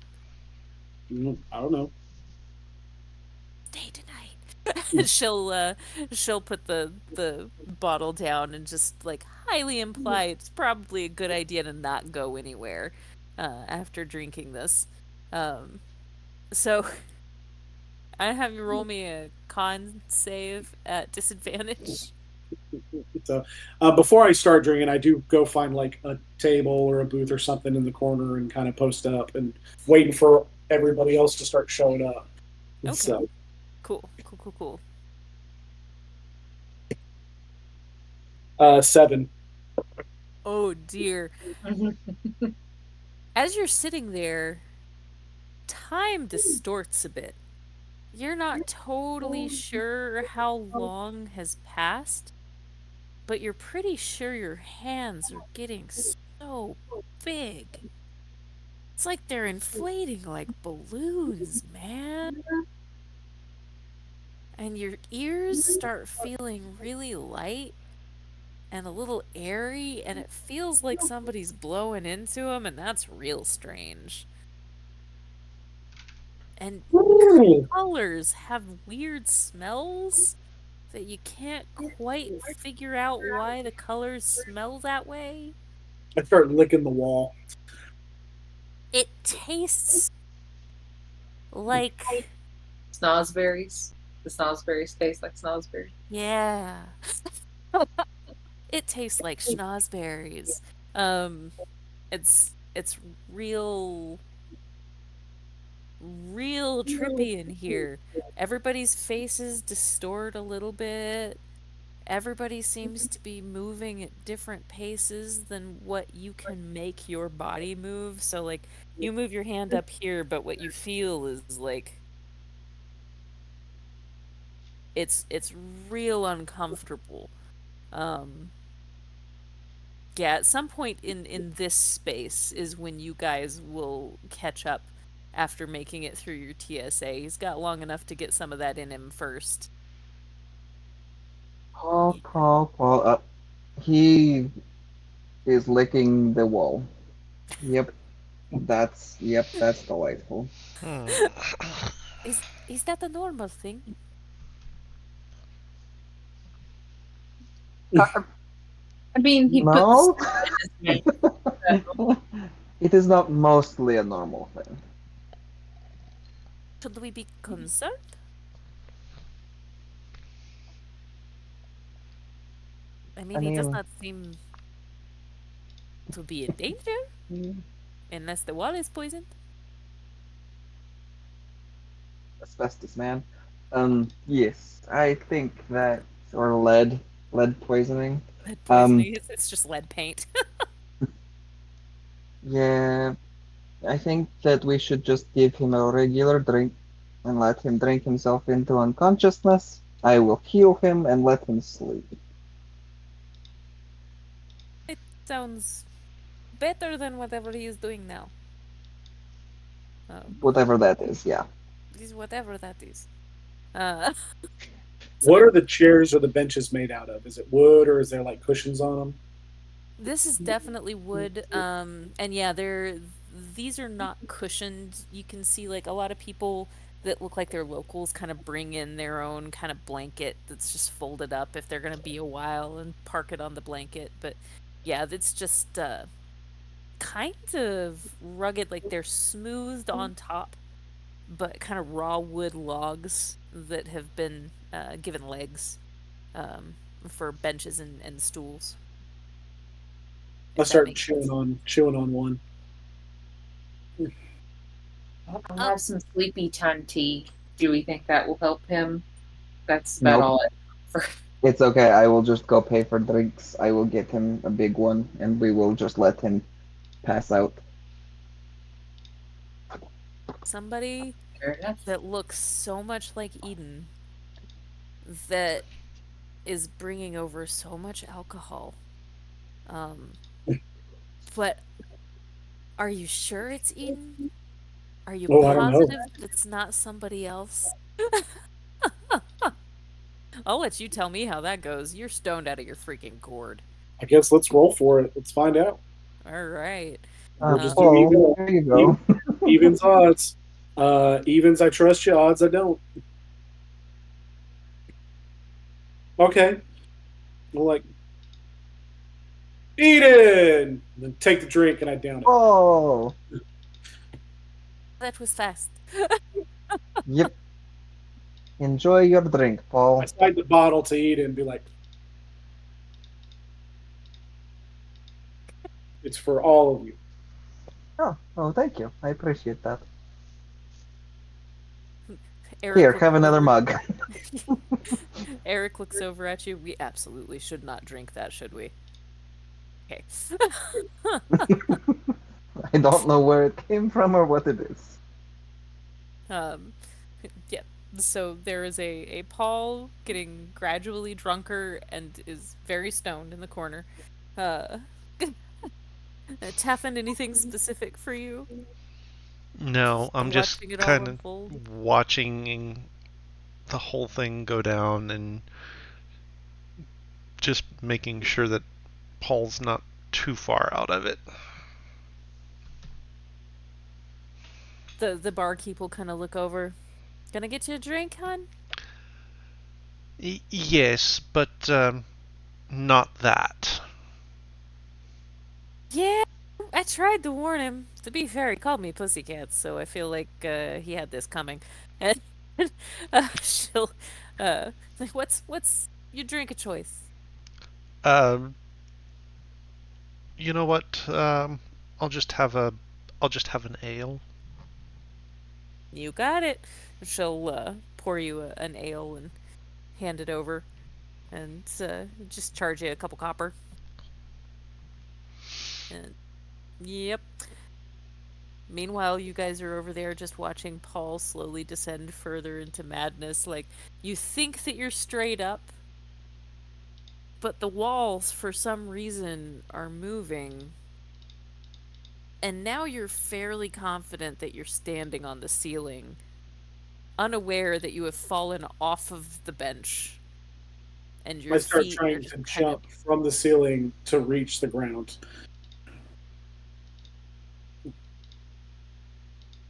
Um, I would like for you to roll me a dex save at disadvantage. That would be a 10. Okay. So the reason that you think that you're standing on the ceiling is because you have tipped over and like your butt is still kind of propped up against the side of the Little bench. gnome legs are just kicking. Yep. So as you kick into the air, you effectively like dislodge your butt from the thing that it is propped upon and you just onto the floor. So now in your brain, you're having the sensation of having the floor behind you. You misinterpret it as having the pressure on the front half of you and think that you're face down on the ceiling, but the ceiling is so far away. It's real disorienting. It's a bad trip, man. It's a bad trip. Weird. Um, it's real uncomfortable. It doesn't. You're not sure where you are in space time right now, but it's not pleasant. Right. So Eden, how long do we let him stay like that? I mean, normally I would say until he learns his lesson, but we're talking about Paul. Yeah, no, I was There is just kind no of waiting for him to do the passing out thing, and then I will heal him of the blood poisoning that he has clearly given himself, and then we will just put him to sleep. If at any point during my trip I get to the point where even if I'm still disoriented, I'm not like disoriented to the point where I'm like uncomfortable and I'm now like on sort of a positive high, I would probably start singing the song What's New Pussycat at some point. Um, like it kind of comes and goes in waves as far as the discomfort part. Like the thing that's uncomfortable is when you have moved and in your perception the world has not moved as you have anticipated that it should Okay. with you. So when you are having periods where you're still and you know that you're being still and nothing is changing, it's not as uncomfortable. Okay. But anytime there's movement, it is a not an enjoyable experience. Yeah, it's real disorienting and weird. Understood. Yeah, so there are moments that like he'll move a little bit and just be kind of out of his mind for a sec, and then when he's still for any great amount of time at all, he starts singing. And Mm. the tabaxi behind the counter is just I reach for the bottle when I can sit like even if it's like not even clearly within arm's reach of me, it's like definitely not. it's I still feel like it is within arm's reach. Yep. So And yeah, I the will world. hand you a tankard and help you sit up to drink it. So you reach for the bottle and somehow the bottle becomes a tankard, but it's full. I'm not gonna So fight with hey, it. absolutely, absolutely. Yeah, go ahead and make me another con save at disadvantage. Yeah, it's a 7. At this point, since it's the drunkenness that you're fighting off, at this point, you're getting real trashed. and start to kind of black out. Okay. Um, Yeah, it's literally pussycat, pussycat, I love you. Yes, I do. And then just collapsed. well, All right, it's not the strangest confession of love I've had in here. I'm Just sorry. kind of walks away. Oh.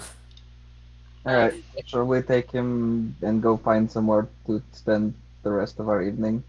Yes, I think that sounds sounds good, She like a didn't good get paid for the plan. bottle I took from her, by the way. What's that? I was like, I never got charged for that bottle. So, Oh, oops. Well, Yeah, I don't think I paid for the drinks that I brought either, so he'll just leave like 2 gold on the table, which is probably overkill, but yep. She'll thank you and like appreciate it. You take care of that weird one. He's something else. She's got Before we really indeed. different accents. before we leave and while we're watching Paul's drunken shenanigans, I have 10 stoppered bottles and I'm going to fill it up with whatever was in that bottle. Um, so she does not have enough to get you all 10, but you can Sure. have 3. Okay. Yeah, so this is real strong stuff that she does not get requested for very often. And it is Wind Hyssop whiskey, which Stephen, this is what you accidentally got everybody stoned on at the dinner party. Yep. Um, that yeah. is awesome. Yep, a very important dinner party with lots of Yep. important people. Yep, and he drugged them all by putting the wrong herbs on the food. Um, Like you It's do. called what? Wind Whisper Whiskey? Wind hyssop. Wind Hyssop. Hyssop.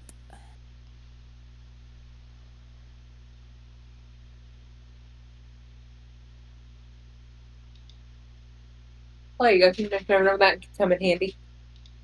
Yep, and she'll ask for, since that's slightly more rare. It's not like super crazy expensive rare, but she'll have you do another like 3 silver on top of what you've already paid for that. So not hideous for the rarity, but just a little extra. Um, I'll just give her 5 silver. That way I don't have to keep track of any more silver. Fair. That is fair. Yep. So now you officially have something to get people real stoned with. Uh, Like you do. like you do. Apparently, this is just going to be an ongoing thing for my campaigns. Um, give you, give you the ability to accidentally stone, or in your case, intentionally stone. Apparently, Thea, um, an entire room full of people in one fell swoop. I I am. like to collect things. Like half the fun of D&D for me is just like collecting items that I can't have in the real world. That's fair. Um, there are shops and stuff around here. I imagine you're trying to get Paul to where he is gonna just be asleep for a bit. But Yeah, where is the fanciest inn in town? are you doing the fancy inn, or are you going outside of town and putting up a tower? Oh, Eden is either. still unaware. Yeah, Say you that haven't again. mentioned Sorry. anybody. Oh, I haven't. Okay. So we got 2 options, guys.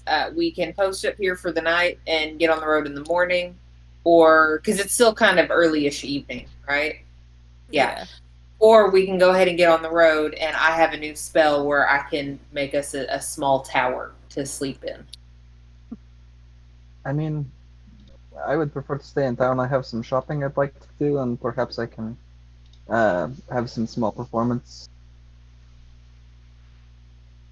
Sure. That's fine with me. There is an inn kind of attached to the tavern. So that's an option. There is a uh if you ask what the nicest inn in town is, they will tell you that there is a like an old mission that has been converted into an inn that's a very, like, hoity-toity place, kind of on the outskirts of town. Um, and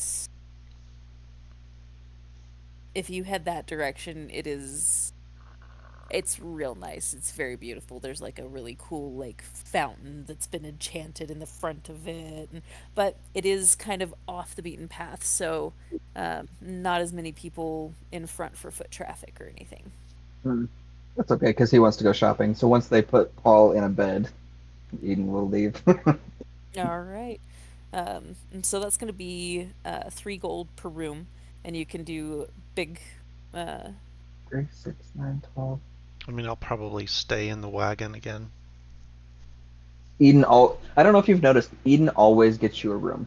Unless you specifically tell him not to, you always have a room. I So, wouldn't specifically tell him not to, but I'm not sure that, except for that one time, like way back in Emerald City, I'm not sure that he's ever known that you've done it every time. sorry, my camera is falling.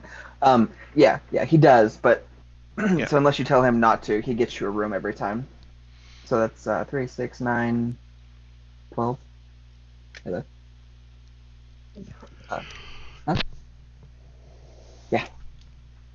Sorry. So yeah, he'd get 4 rooms. cool, cool. And so yeah, you're able to get 4 rooms. It's not a huge inn, so you're probably taking up like half of it.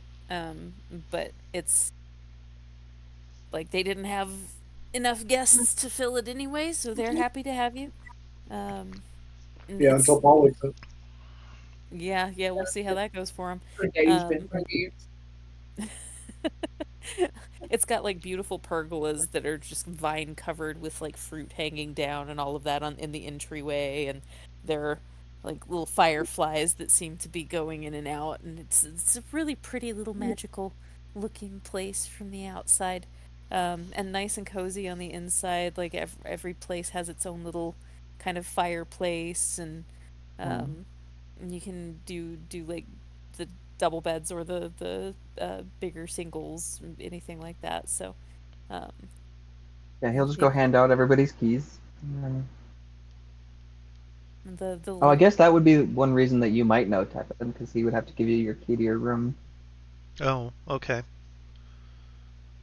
But um, I would like to do some shopping real quickly before we bed down for the night. Is there anything anybody needs, or does anybody want to come?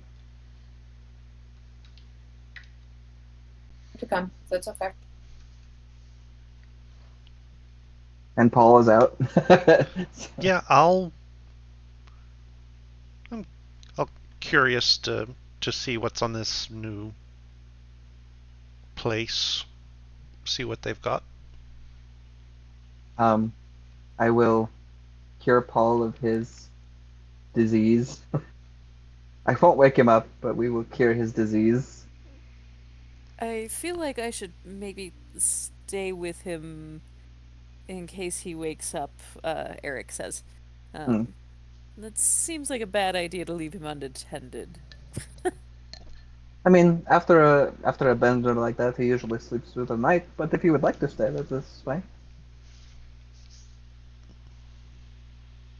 Is that reasonably true? Uh, Yeah, I mean, if I'm asleep, I'll probably sleep through the night. okay. Um, well, Eric will kind of shrug then. He's like, well, anytime we're close enough by to justify, I'll poke my head in and just make sure that he's still out. Um, so the I mean, poke I girl could and see. Maybe not actually. I don't know if I have that spell. Hold on. I was gonna say we could do like alarm, so if he gets up and tries to leave the room. Always the Yeah. worst party member. You Correct. guys have to waste spells to make sure he doesn't cause problems while you guys go shopping. Y'all should kick him out of the party. Yeah. As long as I stay within a mile of the inn, I'll cast alarm on the door. Oh, that should be easy. that's awesome. We'll know if the See- door opens. When he's effective, though, he's so effective. Hmm. It's Yeah. just he's also completely unhinged. So, it's a thing. Um, Also, you probably already know this, Keith, but Lance is here. Yeah, So I can hear him. just don't let it terrify you. Yep. No. He's staying so that he can get set up and everything for tomorrow. He's just gonna stay here. So Okay. Yeah. No worries. yeah, the space, why not? Uh, Yeah, I so heard him come in. So. yep. So I didn't want him to scare you half to death. Or all the way to death. That would be worse. Or yeah, that would be worse. I can't talk. Gah. Okay. Um. So yeah, Paul is passed out, drunk in the hotel. Um. Into town. What are you guys hunting for specifically, or Is there anything less you guys specifically? need? Don't know that there's anything I particularly need. Just kind of curious about the denizens of this level and what might be seen and uh, just kind of looking to see what there is to be seen. All right. Give me 1 sec.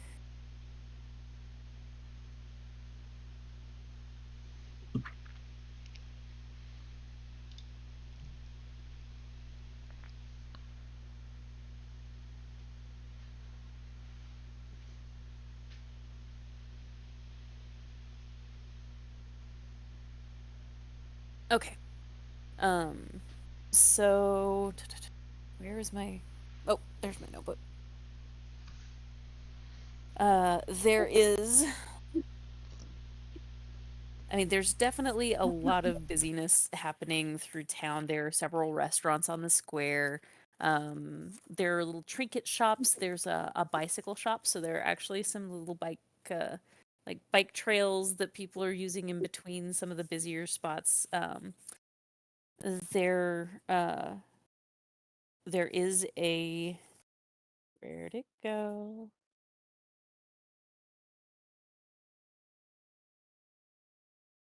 Ah, there it is. There is a magic shop, sort of a situation like for supplies and things to that effect.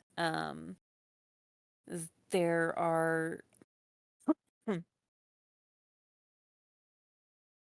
excuse me, apparently I have a frog in my throat. 1 second. I'm sure that's uncomfortable for the frog. It's not comfortable for me.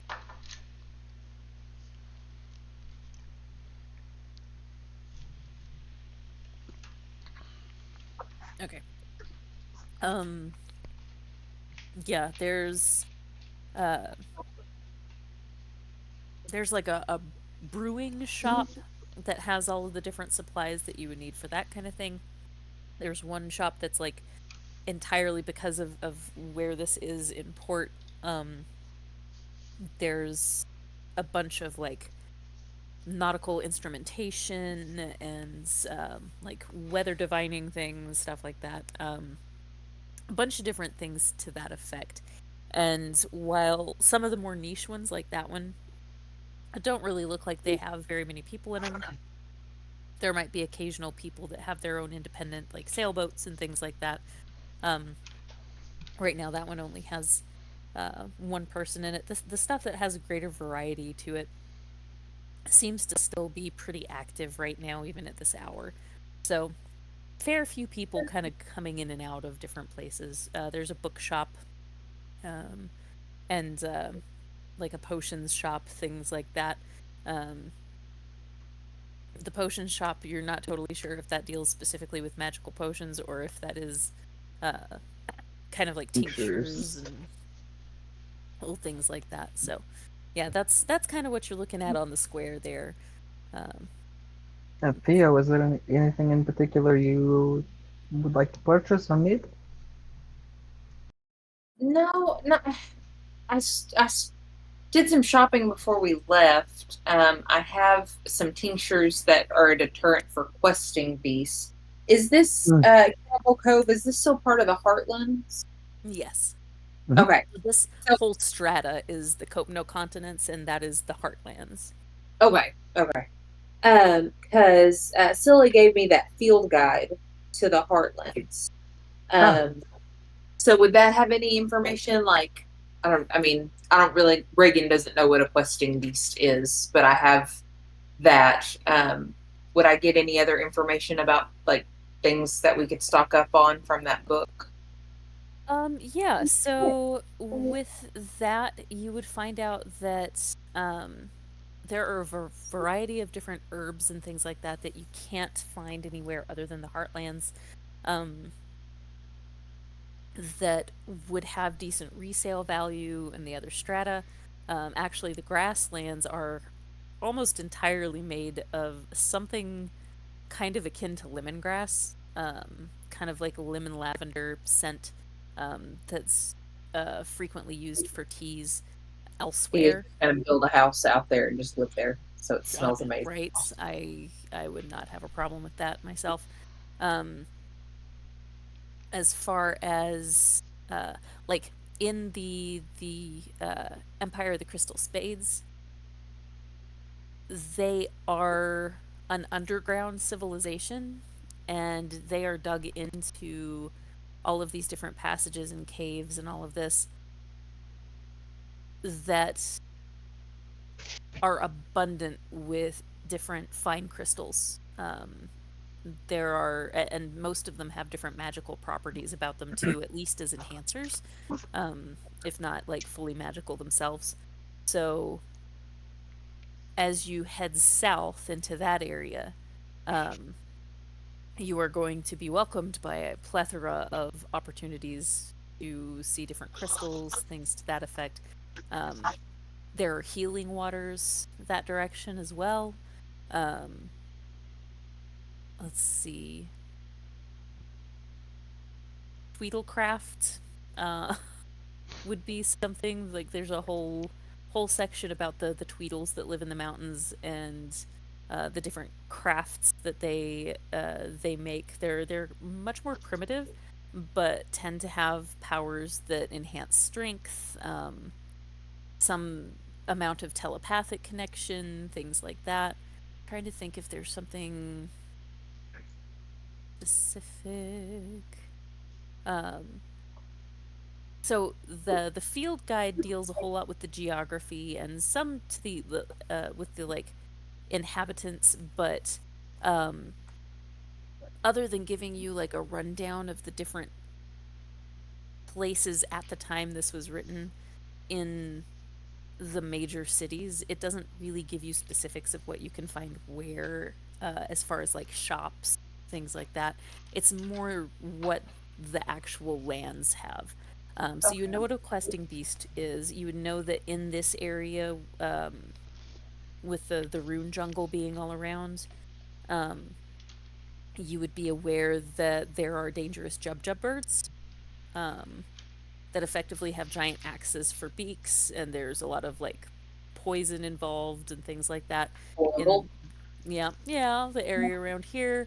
Um, there is dragon glass is a thing that happens here in the Black Sands to the north of you.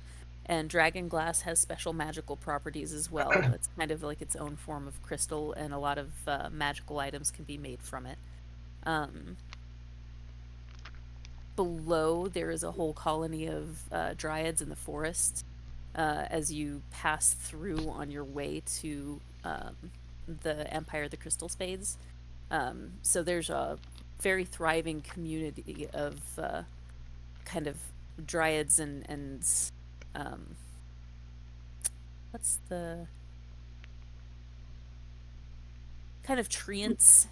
Uh, so they have their own community between the two of them. Um, Trying to think if there's anything else specific right off. So yeah, that kind of gives you a little bit of a basic rundown, but if you hear me say something and you want anything more specific that might be in the book, let me know. That kind of gives you a rough idea what kind of things might be in it. Okay. So I guess like, are we gonna have to like go through like a jungle or so? I guess I just want to make sure like we don't need like heavy coats or anything like that to like get through the terrain. Like, do we have to go up a mountain or anything? So you're Oh, actually going to no. be all traveling south of the mountains, so there's not going to be a lot of that. You are currently not in a cold season. It would be more the spring season. I'll actually give you guys information on the seasons and where you are in that later on, but you don't have to worry about like winter weather. It is, however, kind of getting into a rainy season, so um, it might not be bad to have some preparations for rain. You would also know that because of the tree landscape, if there is an option to fly, it will make travel a whole lot faster. By foot, you would probably be looking about a 3 day like trip down south. By flight, if you're able to just fly above all of the obstacles and get right down to it, um, you could do it in 1 day. It would be a long day, um, but you could do it in 1 day if you could secure air travel. Um, and so, yeah, that that would kind of be something that you would know based upon your seasons and where you are. Um, Air travel would cut down a lot of time, um, and you would definitely, I won't say definitely, there is certainly a possibility that wet weather gear would be useful. Okay. And there's certainly like a mercantile there that you could find things designed for that if you don't already have it in your adventuring gear or something, some kind of accommodation for that. Um, so yeah, Well, I'll share all of that with the class. Just things that we maybe want to keep in mind, and then I don't really have anything specific I'm looking for shopping wise. Just checking out a new city, new things. very cool, very Yeah. cool. So I told you before kind of what Eden's looking for. He's looking for really fancy camping gear, magical or otherwise. Okay, so where would that be? Okay, there would be some trinkets that would be useful like in the window of the magic shop. There is an entire like place that is kind of more dedicated to kind of survival gear, questing gear, things like that. It would look from the outside at least like they would be more likely to have like the big gear stuff specifically for camping. So yeah, those are probably your two most likely places for that kind of thing. Let's check them both out. All Sorry, right. Danny. Oh, you're fine. I know what's gonna happen when you guys find cities. Like this is a thing. Um, We like to shop. exact. I feel like everybody does. So this is something that I had kind of planned for. I kind of forgot about like the camping gear component of this. Um, so that one's gonna be a little bit more on the fly, but that's doable. Um, so yeah, is there one that you're going to first? Which one's closest? The actual like outdoor gear place, There the first, then. adventure stuff. Okay. Um so they have a pretty wide variety of different things for different price points, right? So almost anything that you could get at a lower price point, you have the option available to you to spend as much as you want for as fancy as you would like to get about it. The cost versus reward of having it be fancier might be a little bit more up in the air. They do have like tents and sleeping bags and things like that. Um, they actually have like an enchanted cot situation um, that it rolls into effectively a bedroll, but there is a sigil on it that if you trace the sigil, it will unroll and effectively inflate into a little inflatable mattress that has a like a sleeping pad on top of it, like your sleeping bag situation where you can kind of snuggle into it. Now, depending on how Thea's tower thing works, if it comes complete with furniture, if she wants it to, um, I also don't know if she would have told you if if that kind of thing is She just useful. said she had a tower, so Fair That's enough. fair. Um, uh, Well, I'm looking at it, and it says that it can be a bedroom with a bed. So, but it's two stories. So I guess does that make one bedroom upstairs and one bedroom downstairs? does it say anything about like dimensions? that Yeah, kind what's of the name thing, of the Each right? level stone? is 10. Uh, Each level is 10 feet tall and up to 100 square feet. So you're talking 10 by 10 Oh, by 10. it's not big. It's pretty tiny. You okay, could put okay, bunk beds against one wall, and then it's a ladder to get up to the next level where you could have another set of bunk beds. okay, okay. So Um, basically, each floor can be one of these kind of rooms. Mhm. Right. yeah, So yeah. So might actually not be a terrible investment. There's also like that's the top end like sleeping bag situation. They do also have Eden like found ba- tents available. Huh? Eden found the Bass Pro Shop. Effectively. Uh, yeah, they do have actually, I haven't thought about that, like enchanted fishing lures and things like that to never need bait Oh, but always I've never like thought of that either. That's a great idea. that's freaking awesome, man. So yeah, they've got stuff like that that's like enchanted lure type situations for fishing. They have tents. They have the option, if you take the time to have it enchanted, they have an enchanter that can make your tent bigger on the inside and effectively attach space to it. Um, they do have an upper limit for what they are willing to do with that. So it's not a Claudius situation, but No. we've already broken that once. So yeah, so you can have it enchanted to be bigger on the inside, but it does take time. Um, they are honestly for the tents, the biggest difference in price is going to be the size and how fancy the outside is. Like the cheapest one that you're going to find is not going to be particularly weatherproofed. But like the very next tier up is not that much more expensive than it is. So that's kind of what you're looking at in the difference there. They aren't specifically enchanted already, um, though you can have work done on them. Um, they're gear So, bags, things like is that. there anything that is like magically temperature controlled? There were Like probably sleeping bag or tent that way? um, the tents. Actually, that would be a thing that they would probably have done, like in the top line tents. They probably would actually be um, enchanted for temperature control. So, Okay. um, Is there an upper limit on like how hot and how cold that those handle, or is it like I could take this tent into the hells and still be able to sleep comfortably? Because that's kind of what Eden's worried about. uh, Like he wants something that like he can always be comfortable regardless of where they go. well, on the very upper end there, it probably would be like it automatically adjusts to what your body temperature would prefer.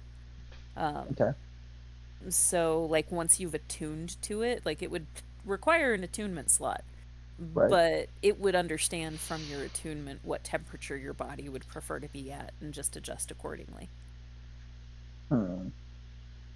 That's actually a cool thought. I hadn't thought of it. Yeah, how much do those run?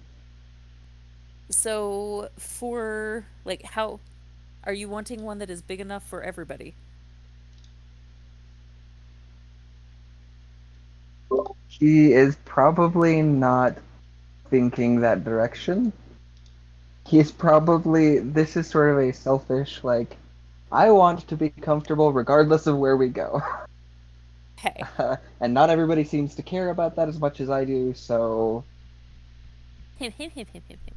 Mm. Okay. I have a very, very bad perception of what magic items in D&D should cost. I mean, I Oh, suspect.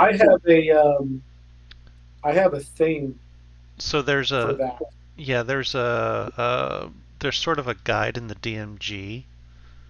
Yeah, it's like realistic. There's a PDF I have that's like realistic magical item costs. So in the DMG, common magic items are anywhere from 50 to 100 gold pieces. Uncommon, 101 to 500 gold pieces. Rare, 501 up to 5,000 gold pieces. And that's a really wide range. Um, Yeah. very rare, anywhere from 5,001 to 50,000 gold pieces, and legendary is 50,001 up. I Yeah, would I say that, suspect this is somewhere between like the top end of uncommon and the very rare. Yeah, yeah, I'm thinking kind of like in the ah, I'm thinking kind of like in the rare range, like kind of lower end of rare was like you said 500, yeah. right? So like 600 to 750, kind of that range. Is that what you thinking? Yeah, it's out of Eden's price range, but he's looking anyway. Yeah.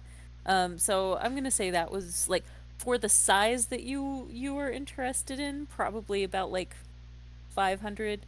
And yeah, Jason, if you want to send me that PDF just to give me like Yeah, it's on my other iPad, so I have to charge that and get it. But yeah, I'll just see when if you I have can a find it. chance, like that'll probably be useful to me because every time like there's so much of this crap that I'm making up on the fly and I'm just like I have no idea what magic items cost. Yeah, that's Um why I download this PDF, and it just basically lays out pretty much every magic item you could think of, and then it basically says like you can use this as a sort of a guide to kind of help you pick out what the cost of your magic items are Is it from yeah, there. called that's is it cool. called sane magical prices? Maybe something like that. Okay, because I Cool. Did you think I find it? might Because I have just just googled found it. it. Yeah, I think I may have just found it. So Very nice, very nice. Okay, well, since Yeah. it's out of his price range, he'll just go look at the magic shop to see what else there might be. Because Okay. for now, he's not gonna buy something cheaper. So That's like if he knows that what he wants exists, he's not gonna settle for something less. That's that sounds Edenish. Um, While we're in kind of the sporting goods store, I would mhm. just let everybody know because I'm bad at like dimensions. So this tower thing is pretty tiny. Do we want to look into like some hammocks or something just to kind of maximize space? It says I can make a bed. I don't know if you'd be willing to let me turn that into bunk beds. What's the name of the spell? Galder's Tower. I am going to accept that like each floor is its own bedroom because that just makes more sense. Mm-hmm. Or if you wanted to repurpose one of those rooms into a kitchen at some point, something like that, then you could. The bunk beds. I mean, It says yeah, I a suppose. bedroom with a bed, chairs, chest, and a magical fireplace. So I mean, like, I don't really think we need the chairs and the chest.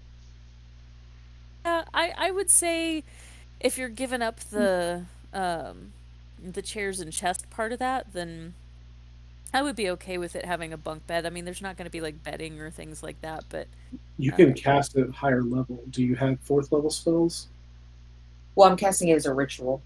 Yeah. Do you have fourth level How spells? can I do that? Um, I can do a fourth level spell. So if you cast it at a fourth level spell, then you can add a third level to your tower. Okay. cool. Very, very nice.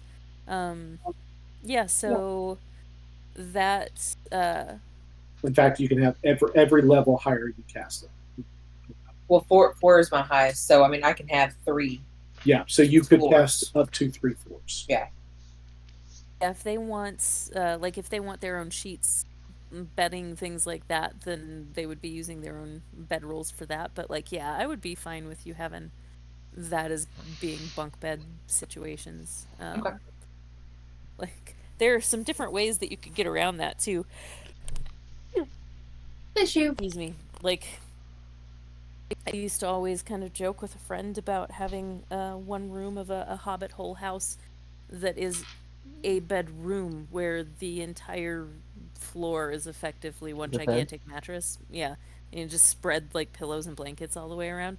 So there Yeah. are some different hacks that you could probably use depending on what you wanted at the time, but yeah, As long as that's everybody's cool with a potential cuddle, we cuddle make this cuddle. work. Yep. Yep. Um so yeah, that would be fine. If you wanted hammocks, there are just like basic hammocks here for reasonable prices. It's uh not bad. It would just be, I think, for that like a gold per hammock. It's not Okay. like they're handmade, so like it's not going to be in the silver range, but it'd still probably just be a gold per hammock. Um, and so if you wanted to, those are available. Um, I like the idea of the magic fishing lure, so that now that's a thing that exists if for some strange reason you imagine that you're going to want to go fishing. Um, but yeah, Fishing is and for peasants. Eden is such a snob. Um, but but yeah, is there anything else in that store? Did you want the hammocks? Do you want Uh, a bed thing?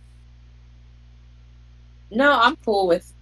I'm just gonna make one of the rooms just a whole bed floor. Pass out where you can.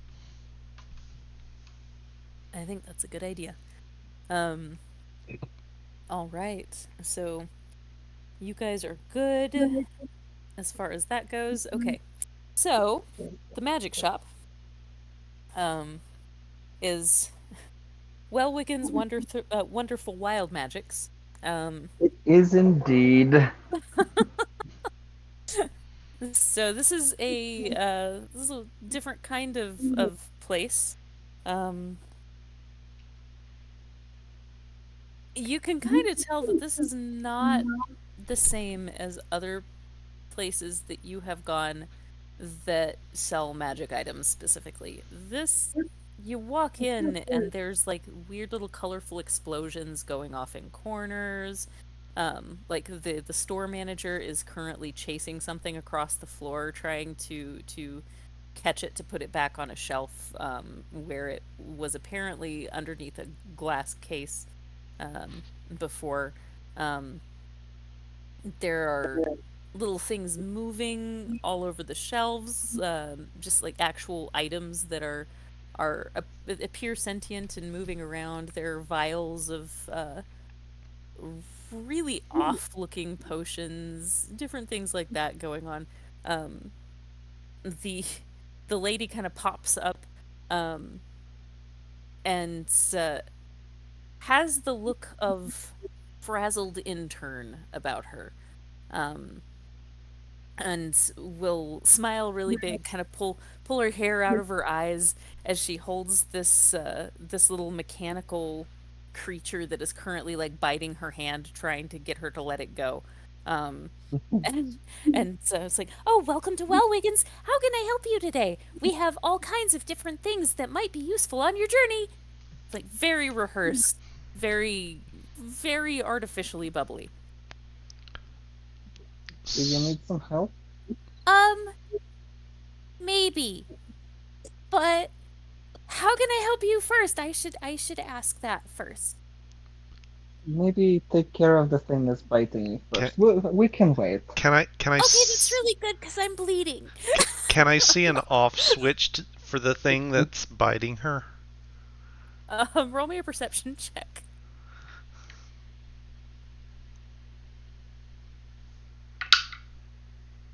It's an 11, so probably not.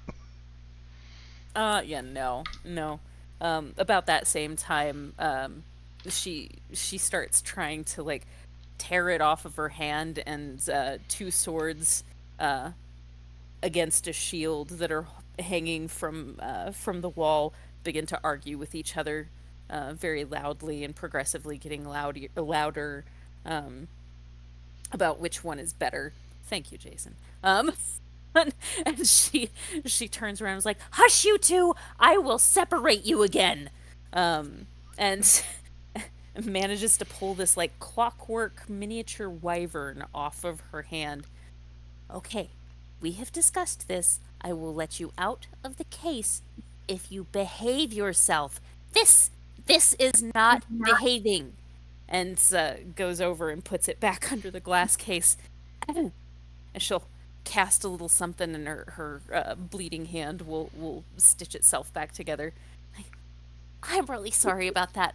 Now, what kinds of adventuring are you going to be doing so that I can best direct you to the parts of the store that you would find most useful?" There is also a beaded curtain in the back, by the way. Forgot to say that. I wow, there's a lot going on here. You're not wrong. There always is. We've thought about having babysitters for overnight, but it's, you know, it But you do costs. not have one? Oh, Oh, interesting. I shouldn't have said that. I really No, no, shouldn't. no, no. I just worry for everyone's safety come morning time if it's fine. Now I'm worried. Okay. Anyway, yeah. How how can I help you? Um, we are headed south through through the forest. Is there anything we should pick up here before we go? Oh, um, well, sometimes the jungle can be kind of rough. We have a mendipillar, and that can be really really useful. Um, with with things getting torn up and things like that. She'll go over to, there's like a whole little wall like shelf of uh various like clockwork looking things. And she picks up a little caterpillar that kind of waddles as much as a caterpillar waddles, I guess, over to the edge of her hand and just kind of like almost like a ferret would sploot, just kind of, and it just looks like a little tube in her hand. Like, this can mend better than a mending spell. Even it's really really useful for big tears. When you don't want to have to like keep using your magic over and over and over again. If there's something big that needs mending, it can help over time. You just set it to work, and he's a great little guy. He'll help a lot. Let's see. What else? Yeah, that seems to match your aesthetic with the whole moth thing, right? We have a caterpillar and a moth, Yeah. a small menagerie of bugs. It's cute. It's cute. Let's see. We have what could be useful to. Oh, we have liquid lightning. It's a one-use thing, but it's useful to be able to, if you're attacked by something in the forest or anything like that. That's a useful little thing to have. Is Um, that something we should expect in the forest? I mean, it's not impossible. And seeing as I work here, I kind of feel like I should always be prepared for something really strange to happen.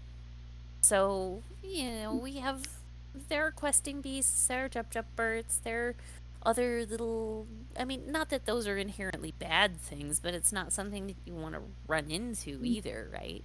Hmm. Um, and depending on why you're going someplace, maybe you need extra battery power for something. So maybe having something struck by lightning and being able to contain the charge could be useful. I don't know your life. I don't either. What's going on? Uh, Okay. Let's see, what else? Um, I have. Oh, I have healing bees. And she goes back over to where the little clockwork machines are. And there's this little bumblebee looking one that has a little stinger on the end, and it looks like it's filled with something that's like a kind of a healing potion. Um, so these are handy if you get bumps and bruises and scrapes or something, or small bullet wounds, or um, different things of that nature. I also have things that do the opposite. But you guys seem like nice people. I don't think that you would want to have things that do the opposite. Um, I I have I have search engines that can find things. She pulls up a little box with legs that blinks at you, and it's got a little screw on top. Um, and it just kind of like looks around, and like it's good at finding things if you've lost something in the woods that could be useful. Yeah, there's there's a lot of different things. Oh, portable peepholes, but that's not really useful for for going through the forest, I wouldn't think. Um, Yeah. I is any of this sounding? Oh, sonic booms. That might not be good in a forest. Hmm. I don't know. Is any of this kind of I lighting up love in I love the bugs. Let's get all of the bugs. all the bugs? All the bugs. All the bugs. Oh, Thea, do you want all the bugs? It's kind of become my thing now, hasn't it? she's It doesn't have to she be, started an insect collection. but you are welcome to all of the bugs. What did the wyverns do other than bite you? Yeah, that's kind of their thing, isn't it? So let me find that one. What? Oh gosh. Oh, okay. So Oh, it puffs the smoke like a dragon would, right? Like it can make smoke. It's not great at flame. It's just small flame. So it's great as a lighter. I know, don't get upset with me. You're still useful. Um and he's excellent as a smoke bomb cuz he produces a whole lot more smoke than he does flame. He also clearly bites things, so he can be very distracting if you ever need a distraction. Um, yeah, those are his big things. He's an excellent smoke bomb. He's a fun little companion to have when he's not biting you. Yeah, those are his two main advantages. Yeah, so he's kind of like an elevated bug. You're more than welcome to take him. I I should think I like probably the actually Mendipiller. charge. What was that? So I think I like the Mendipiller better. That's fair. That's fair. Frankly, I like the Mendipiller better too. Like now the little glass is just completely full of smoke. I didn't mean it. I'm sorry. Do Um, you have anything else that is bug themed? I think that we need to just like lean into this as much as we can. okay. Okay, bug themed, bug themed.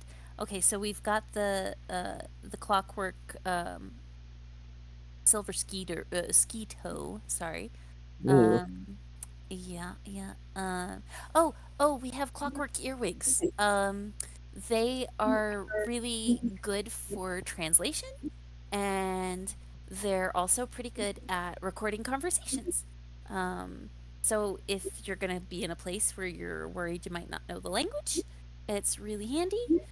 Yeah, there's something from Hitchhiker's Guide that is strikingly similar. Um, yeah, that's a thing that exists. Let's see, what other bug things? Oh, I imagine you don't really have much of a use for uh, a chandelier, do you? She looks up and there's this gorgeous butterfly chandelier um, that like it all looks like it's made out of very delicate glass, but absolutely some of the butterflies are flapping their wings. Does it do anything other than look beautiful? Actually, it does a whole lot. Like each little butterfly does its own little thing each day. Um, it it has a few different options for things that it can do. Some of them can cost can cast bolts of chaos. Some of them can create changes in weather pattern. Like it's a bit of a roll of the dice. It is very, very much an owner's specialty. Um, and the owner is special. So, um, Who is the owner? well, as you can see from the sign, um, Wiggins this was purchased a few years back by Bilatavi Wiggins, the third.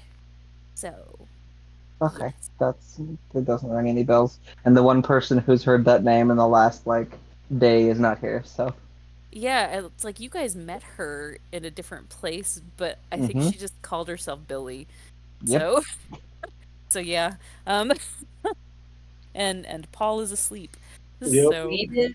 Don't remember this at all. You were putting the baby down, I think. Oh, yeah, that's Yep. This was a person Paul was specifically told he should go talk to about the claw, the little Oh wait, I pumpkin. guess actually both you and Tevin were, or Tefin, not Tevin. Sorry, both you and Tefin would have been there, right? Or was this No, before you went to go find them? but I don't think I what's his name was. was there? yeah, that Oh, was Eric. Yeah, Eric. Eric was there. Eric was there. oh yeah. I kind of forgot that he was there. Good call.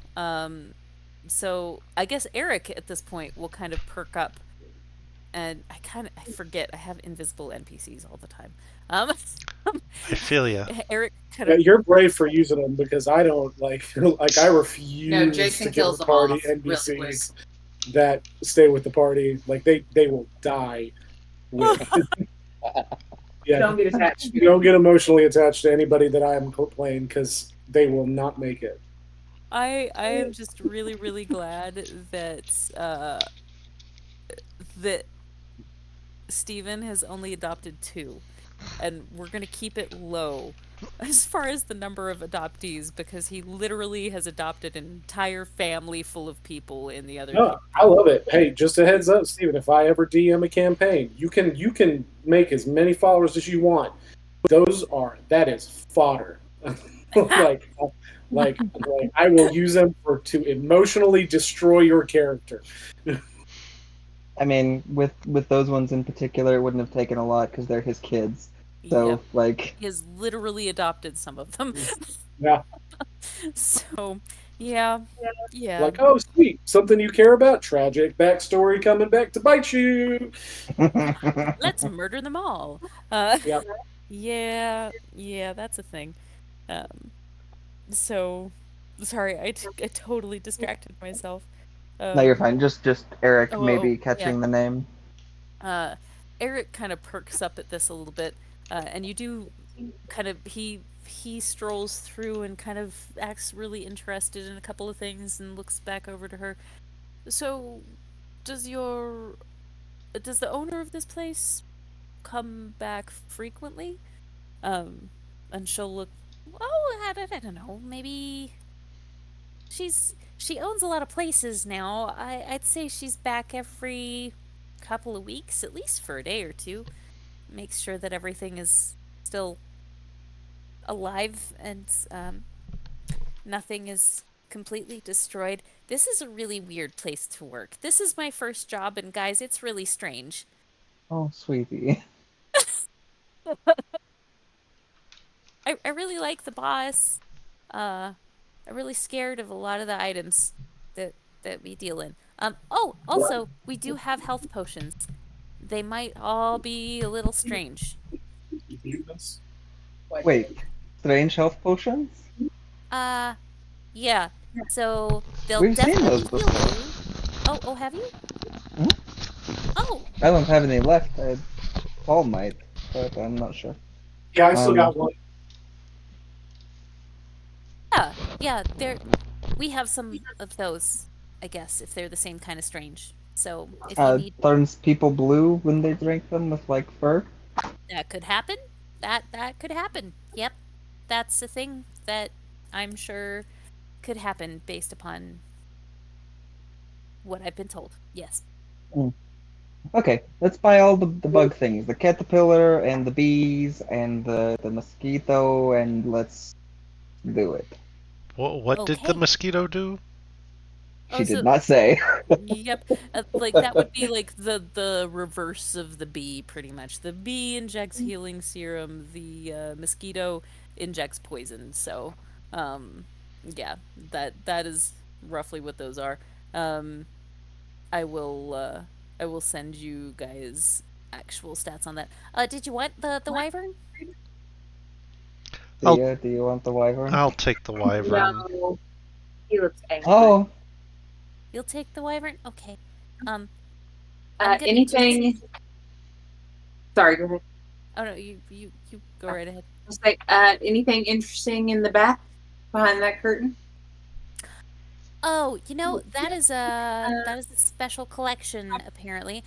Right now it is largely books. But occasionally we get items in that honestly could be used very well as adventuring gear, but also apparently have other uses that I I I'm let's check it out. uncomfortable. Oh God. Just go back there. Is this like the adult section in a video store you guys are about to walk Yes. into? Might be. Yep. Absolutely. That's absolutely what it is. Um, Why yeah, is there a hole in this wall? there is a large like bookcase full of smut.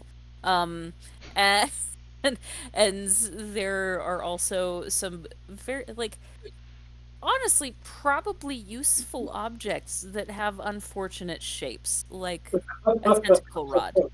Um, or there's uh there are a few like universes in bottles that might just be there for being pretty, but they're very unfortunately shaped bottles. And like different. There is a bottled lightning thing that bears striking resemblance to a butt plug.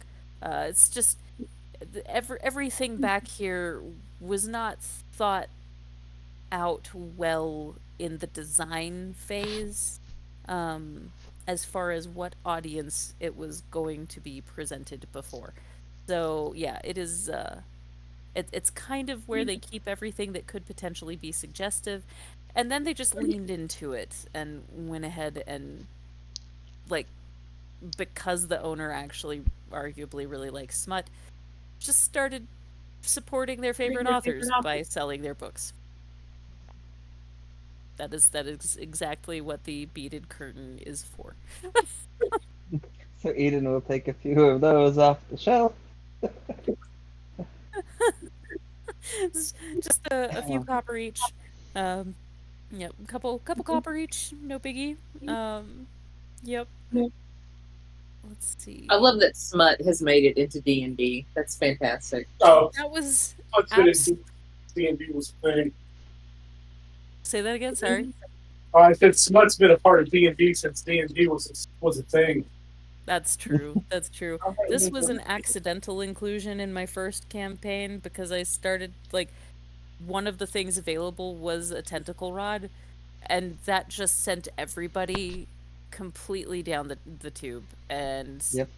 it I'm kind of afraid to Google what that is. I mean, I don't know what'll happen when you Google it, but it is actually a legitimate magical item. I might find out. Yeah, it's in the DMG. Like, Yeah. Oh, it is. Okay. Yeah, like I didn't think about the implications until I said it at the table, and like everybody at the table went nuts, and I'm like, yeah, that's fair, that's legitimate. That I should have seen that coming a mile away, man. That's not something that I intended, but we rolled with it. And so from then on, it was canon that this magic shop had a curtained off area. Um, had an adults only thing. Um, so yeah, you're able to obtain your smut. Um, How and much for the bugs? so the bugs, my handy dandy reference guide. Um, so you can refill the insects, um, if you would like. They come preloaded, but the where'd it go? Sorry. Um, the bugs are gonna run you. All right, so What was that? Sorry, we are giving our dog medicine. Oh, okay, Sorry. gotcha. No worries. Don't worry, That Danny. He's not telling you to sit.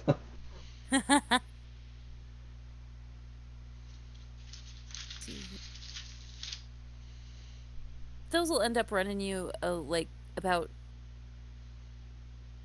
if you judge it by the base of the potion, it's gonna be about 100 each for those, and then the wyvern's gonna be 150. I do not have enough for the wyvern. Oh, that's okay. I do. Okay. Because unless we want to go sell some drugs, I don't have that money yet. I keep forgetting you have like an entire like shit ton of drugs that you could potentially sell if you wanted to. I do just need Um, to remember how much I'm getting back from the from the Oh, right. from the Yeah, from the captain voyage. from the voyage. yeah, but I'm sure that that was a pricey It passage, was so pricey, and it all came out of my pocket, so I just yeah. need to. I am positive that that would cover the wyvern though, because I Well, I want to mean, say it was over I still 300. had enough in my pocket to cover it, so Okay, gotcha. I just need Gotcha. to know how much comes back into me. Okay. Yeah, we'll figure that out. I mean, I have 100 gold. I mean, I'll give you some for the wyvern. No, that's fine. You paid for the voyage, so I'll let you guys hash that out. how So you yeah. could sell the watch? Not right Saw the now. watch. So yeah, there are 4 bugs total. There's the Mentipillar, the earworm, and then Oh, the right, right, bee right. and the I mosquito. forgot about the earworm. Hmm.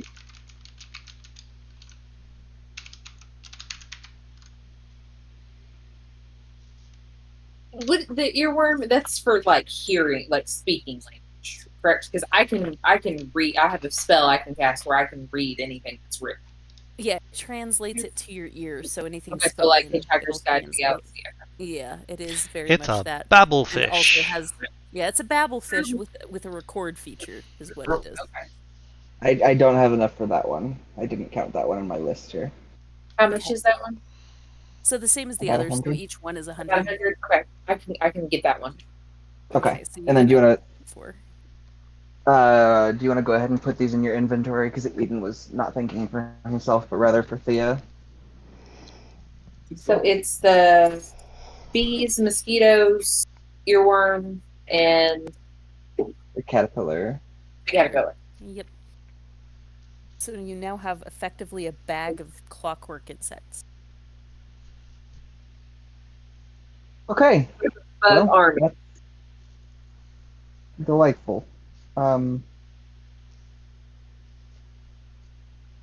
here's like 20 extra gold. This is not for the purchase. This is because I'm sure that you are not getting paid enough to be working in this store. Oh, well, I mean, thanks.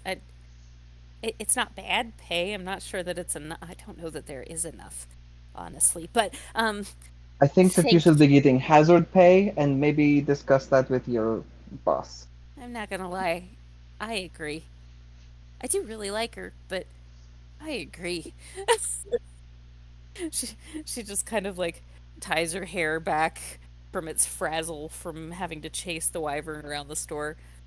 I appreciate it. If there's anything else that I can get for you, we always have an interesting variety of different things. So, um, yeah, if there's ever anything that you're looking for, you can give me a message or something, and I will keep eyes open and contact you when I find it.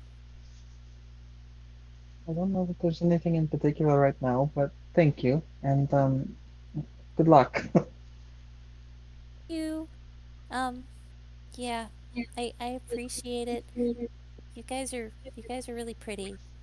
She's like finally starting to get a little bit dumbstruck by like between you, Eric, and Teffin is like I don't know if you would consider yourself especially attractive, Teffin, but like most of the people in this store right now are not people that look the way that she normally would be. Like, yeah, you're strangely pretty party right now. We're good looking. That's because Paul's there. Brings down the average Yeah. significantly. I'm Okay, sorry. then Mosquitoes do. What was that?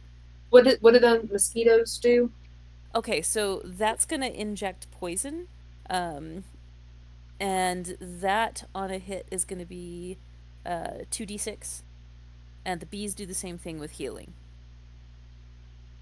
They've only got one charge at a time, but you can recharge them. And you can just send me stats on whatever the wyvern does. Yes.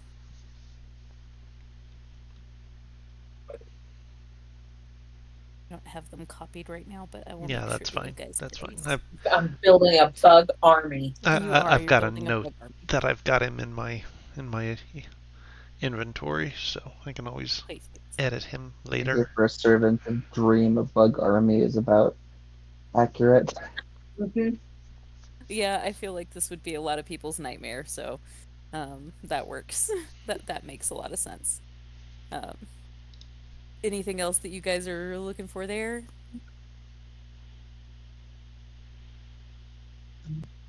I No. mean, even before they leave the shop, Eden has started perusing the book. There's this is one that involves like mer people and Hmm. uh and yeah, the at least the one that you started perusing. Um, but He would yeah, have picked up two or three, but yeah, the one that you flipped through first is a mer people one. hmm, Yeah. interesting. Wouldn't have thought of that. We should probably go check on Paul just to be sure he's safe. I'll say to Eden, hey, tab any of the really interesting pages for me. I have to send out all kinds of dreams to people. So Um, Oh, you guys are sharing smut now? That's cute. uh, I'm Hmm. sorry, I didn't catch your name. Oh, the owner or the Mm-hmm. manager of the shop right Yep. now. Oh, my name is Sarah Lee. Did Are you a baker? do you have any tips for? And I'm just going to hold up the smoke covered jar for him. Hmm. So he he really likes being allowed to chase crickets. Okay. Um, he seems to that makes him happier. Um, and he doesn't love it in the case, but it I mean, you saw. He can get away from you pretty easily. If he gets too far away from you though, give me a holler and I can hook you up with a search engine. I'll feed him after them. Um, I hope that won't be necessary, but thank you. I will definitely keep that in mind. he's a handful, but honestly, like he's not a bad little guy. He's pretty nice. I'll miss you, buddy. And it just gets smokier. Sure you will. Does he does he have a name yet? Well, I don't think he likes the one that I gave him, so you might wanna check and see if there's one that he prefers. I started defaulting to Herkimer to be a sass, and then he started breaking out a lot more often. Mm, So, do yeah, with that what you will, I might suppose. have to might have to do something else. But thank you though. You're very welcome. Thank you. And give him a very good, happy little life. I will do my level best. Good. Good. They deserve good things, I think. I'm not completely sure if they're actually sentient, but they act like it, so I just assume. Yeah, do we? Is there anything we need to do to like take care of it? Like, do they eat? Do they? Should we get oil them from time to time? Oh, they'll be Oiling oiled. them's not a bad idea. They'll be oiled. Yeah, yeah. Okay. Oiling any of the clockwork items generally a good thing. They don't actually require food. They do enjoy, at least in the case of the bumblebee. He really likes being pet. Um, the the wyvern likes to chase things. The uh the caterpillar just likes to be able to hang on to your finger from time to time. So they just like hanging out and being friendly. So, yeah, not high maintenance. Hmm. She just looks over at Eden. It's like, I hope you enjoy it. I have a lovely sentence here for you. Oh dear. Her name is Casta Albinia Allegra Dove Minerva Fidela Aleta Blight Domina Delicia Aurelia Grace Isabel Griselda Gwent Pearl Ruby Coral Lily Iris Briar Rose. I've been calling her baby. Hmm. That Will you? actually sounds, if you string all of the names together, it's not so unlike the actual owner. She's got like a bajillion names. Hmm. The Rose thing, well, never mind. But yeah, interesting. I don't know. I hope it's what you Oh, hoped it would be. these pages are stuck together.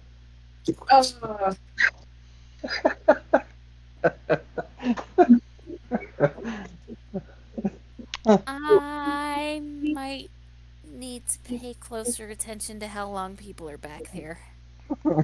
Ugh. I'm sorry. You're right, I don't get paid enough. I don't know if anybody has played The Last of Us. That's actually a joke from The Last of Us. yeah. Oh. How does this I, go with that thing? what was that?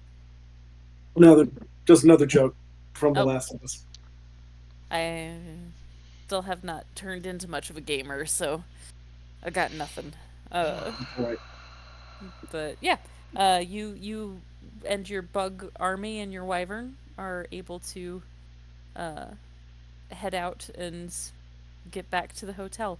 Um, Paul, before they return, you I'm, wanna? I mean, I'm probably still asleep, Okay. right? I mean, I don't imagine they were gone for like a huge Nah, amount of time. probably not. Probably not. Hour or Um, two at the most.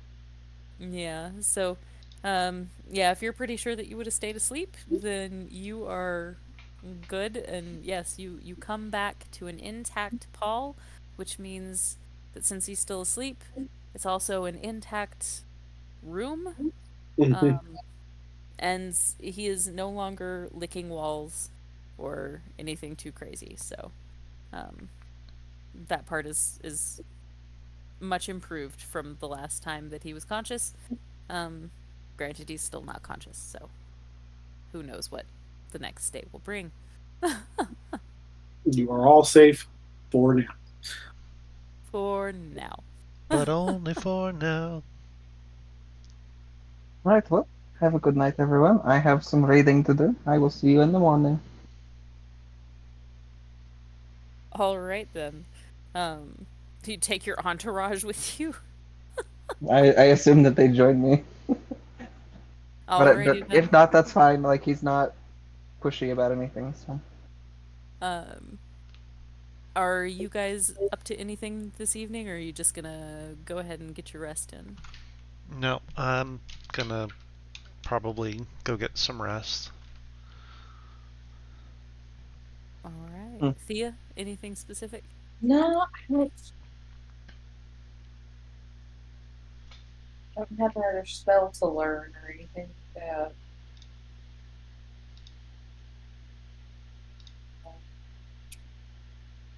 Just uh, Interesting. just hang out with my bug army. Start thinking about names for them.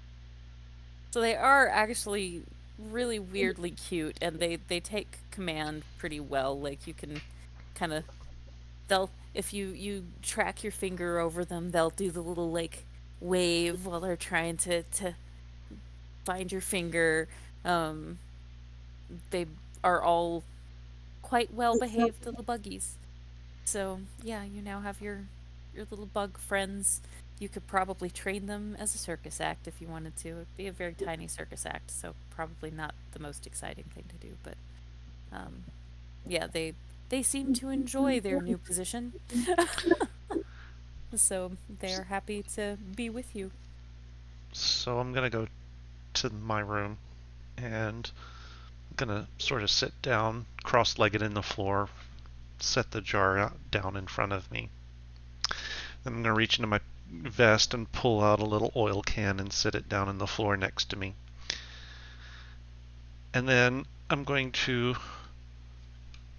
lift the lid and then cast prestidigitation and create a whole bunch of little like illusory crickets around the jar.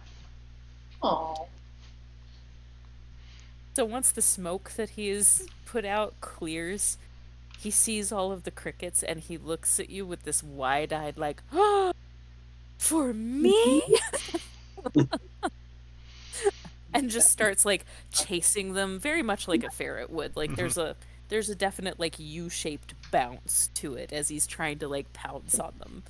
Um Aw. I'll yeah. keep them moving, and every so often, he will actually catch one. Uh,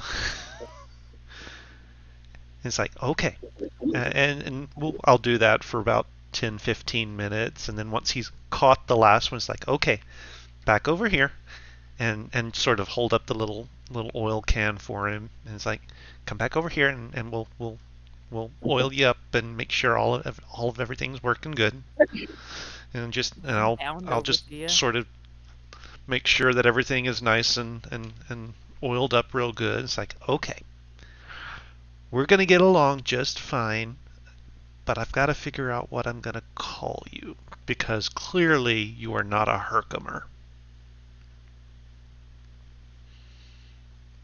I don't You suppose you feel a can. little snort of smoke. I don't suppose you can help me figure out what your name is, can you?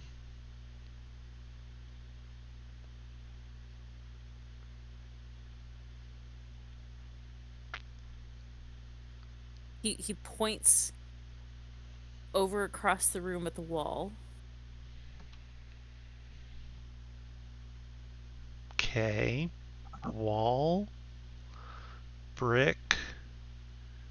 No. Wally.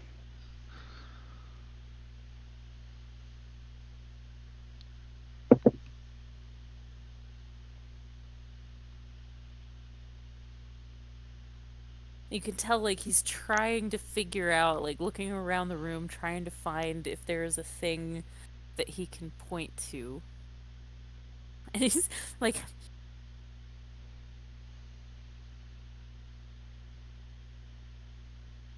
2 words. No. Okay. First bit. First bit. the wall. Wall. Okay.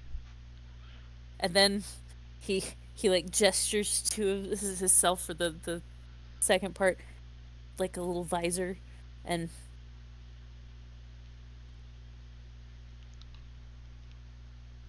His name is William. Card.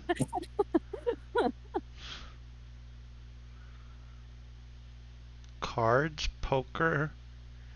Um.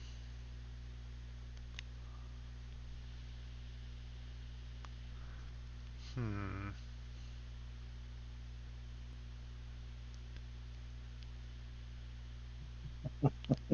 Things I Deal? didn't plan on doing tonight. Playing charades. Deal? No. Hand, wall thumb, wall card.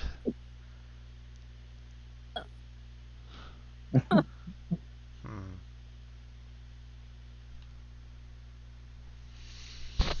Hmm. Okay. So Teffin is clearly smarter than Keith is. Um, William Wall. Steven got it right away. What's William's last name? okay. Got it. Okay. Wallace. He's a Wallace. Oh, Wallace. Huh. Okay. And bounds a little bit. Yeah, Shakes his joints a little to get the Wallace. oil in. Absolutely. Congratulations, you have a Wallace. Excellent. Now I just need a grommet.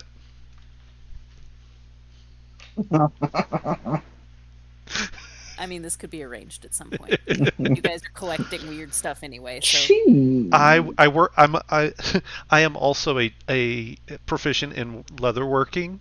I have grommets in the wagon. there you go. You got Wallace and grommets. I feel like that makes sense. So All right. okay, Wallace. I'm going to. It's time for bed for the night, so I'm going to put the glass back over you, and I will see you in the morning. And he'll curl up in a little ball under his glass and Okay. act All like right. he's sleeping, even though he doesn't require sleep. Exactly. So, Anything else? I, I'm going to look around the room and suddenly realize there's not a bucket in here.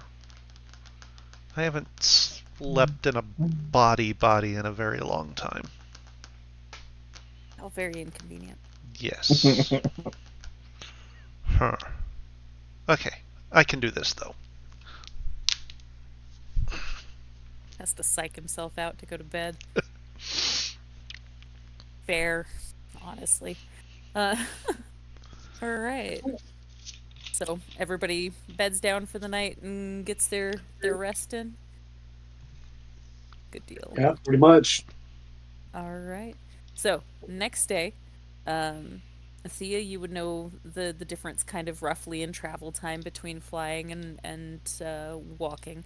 Um, Oh, I forgot about that. yeah. Yeah. What's the plan, you guys? Well, I mean, as far as Teffin knows, we're just going to go get in the wagon, so. I mean, He's up. Fair enough. I'm up. He's up She- early, takes Wallace out to the wagon, and starts hitching Quimby and getting ready to roll. All right. Unless you guys want to try to arrange some kind of flight travel. So it would only be a again, day. we'd basically have to get another airship for the Yeah. wagon. So Okay. So, hoofing it is. Good deal. quite literally in the case of the horses. Indeed, exactly. I knew what I did. Beautiful. Okay, so you guys are able to get all loaded up and all of that good stuff. And embark upon your journey. Let's see. It is past midnight for you guys. You want to wrap there? You want to keep going? Sounds like a How's good it stopping going? stopping spot, honestly. So, Sure. Sleeping Yeah, pot and stuffing pot. Alrighty. we can pick back up on the traveling and headed towards the not Crystal Empire, the Empire of the Crystal Spades. Spades. Yeah. all right, sounds good. Yep. What's everybody's September looking like? I know we've got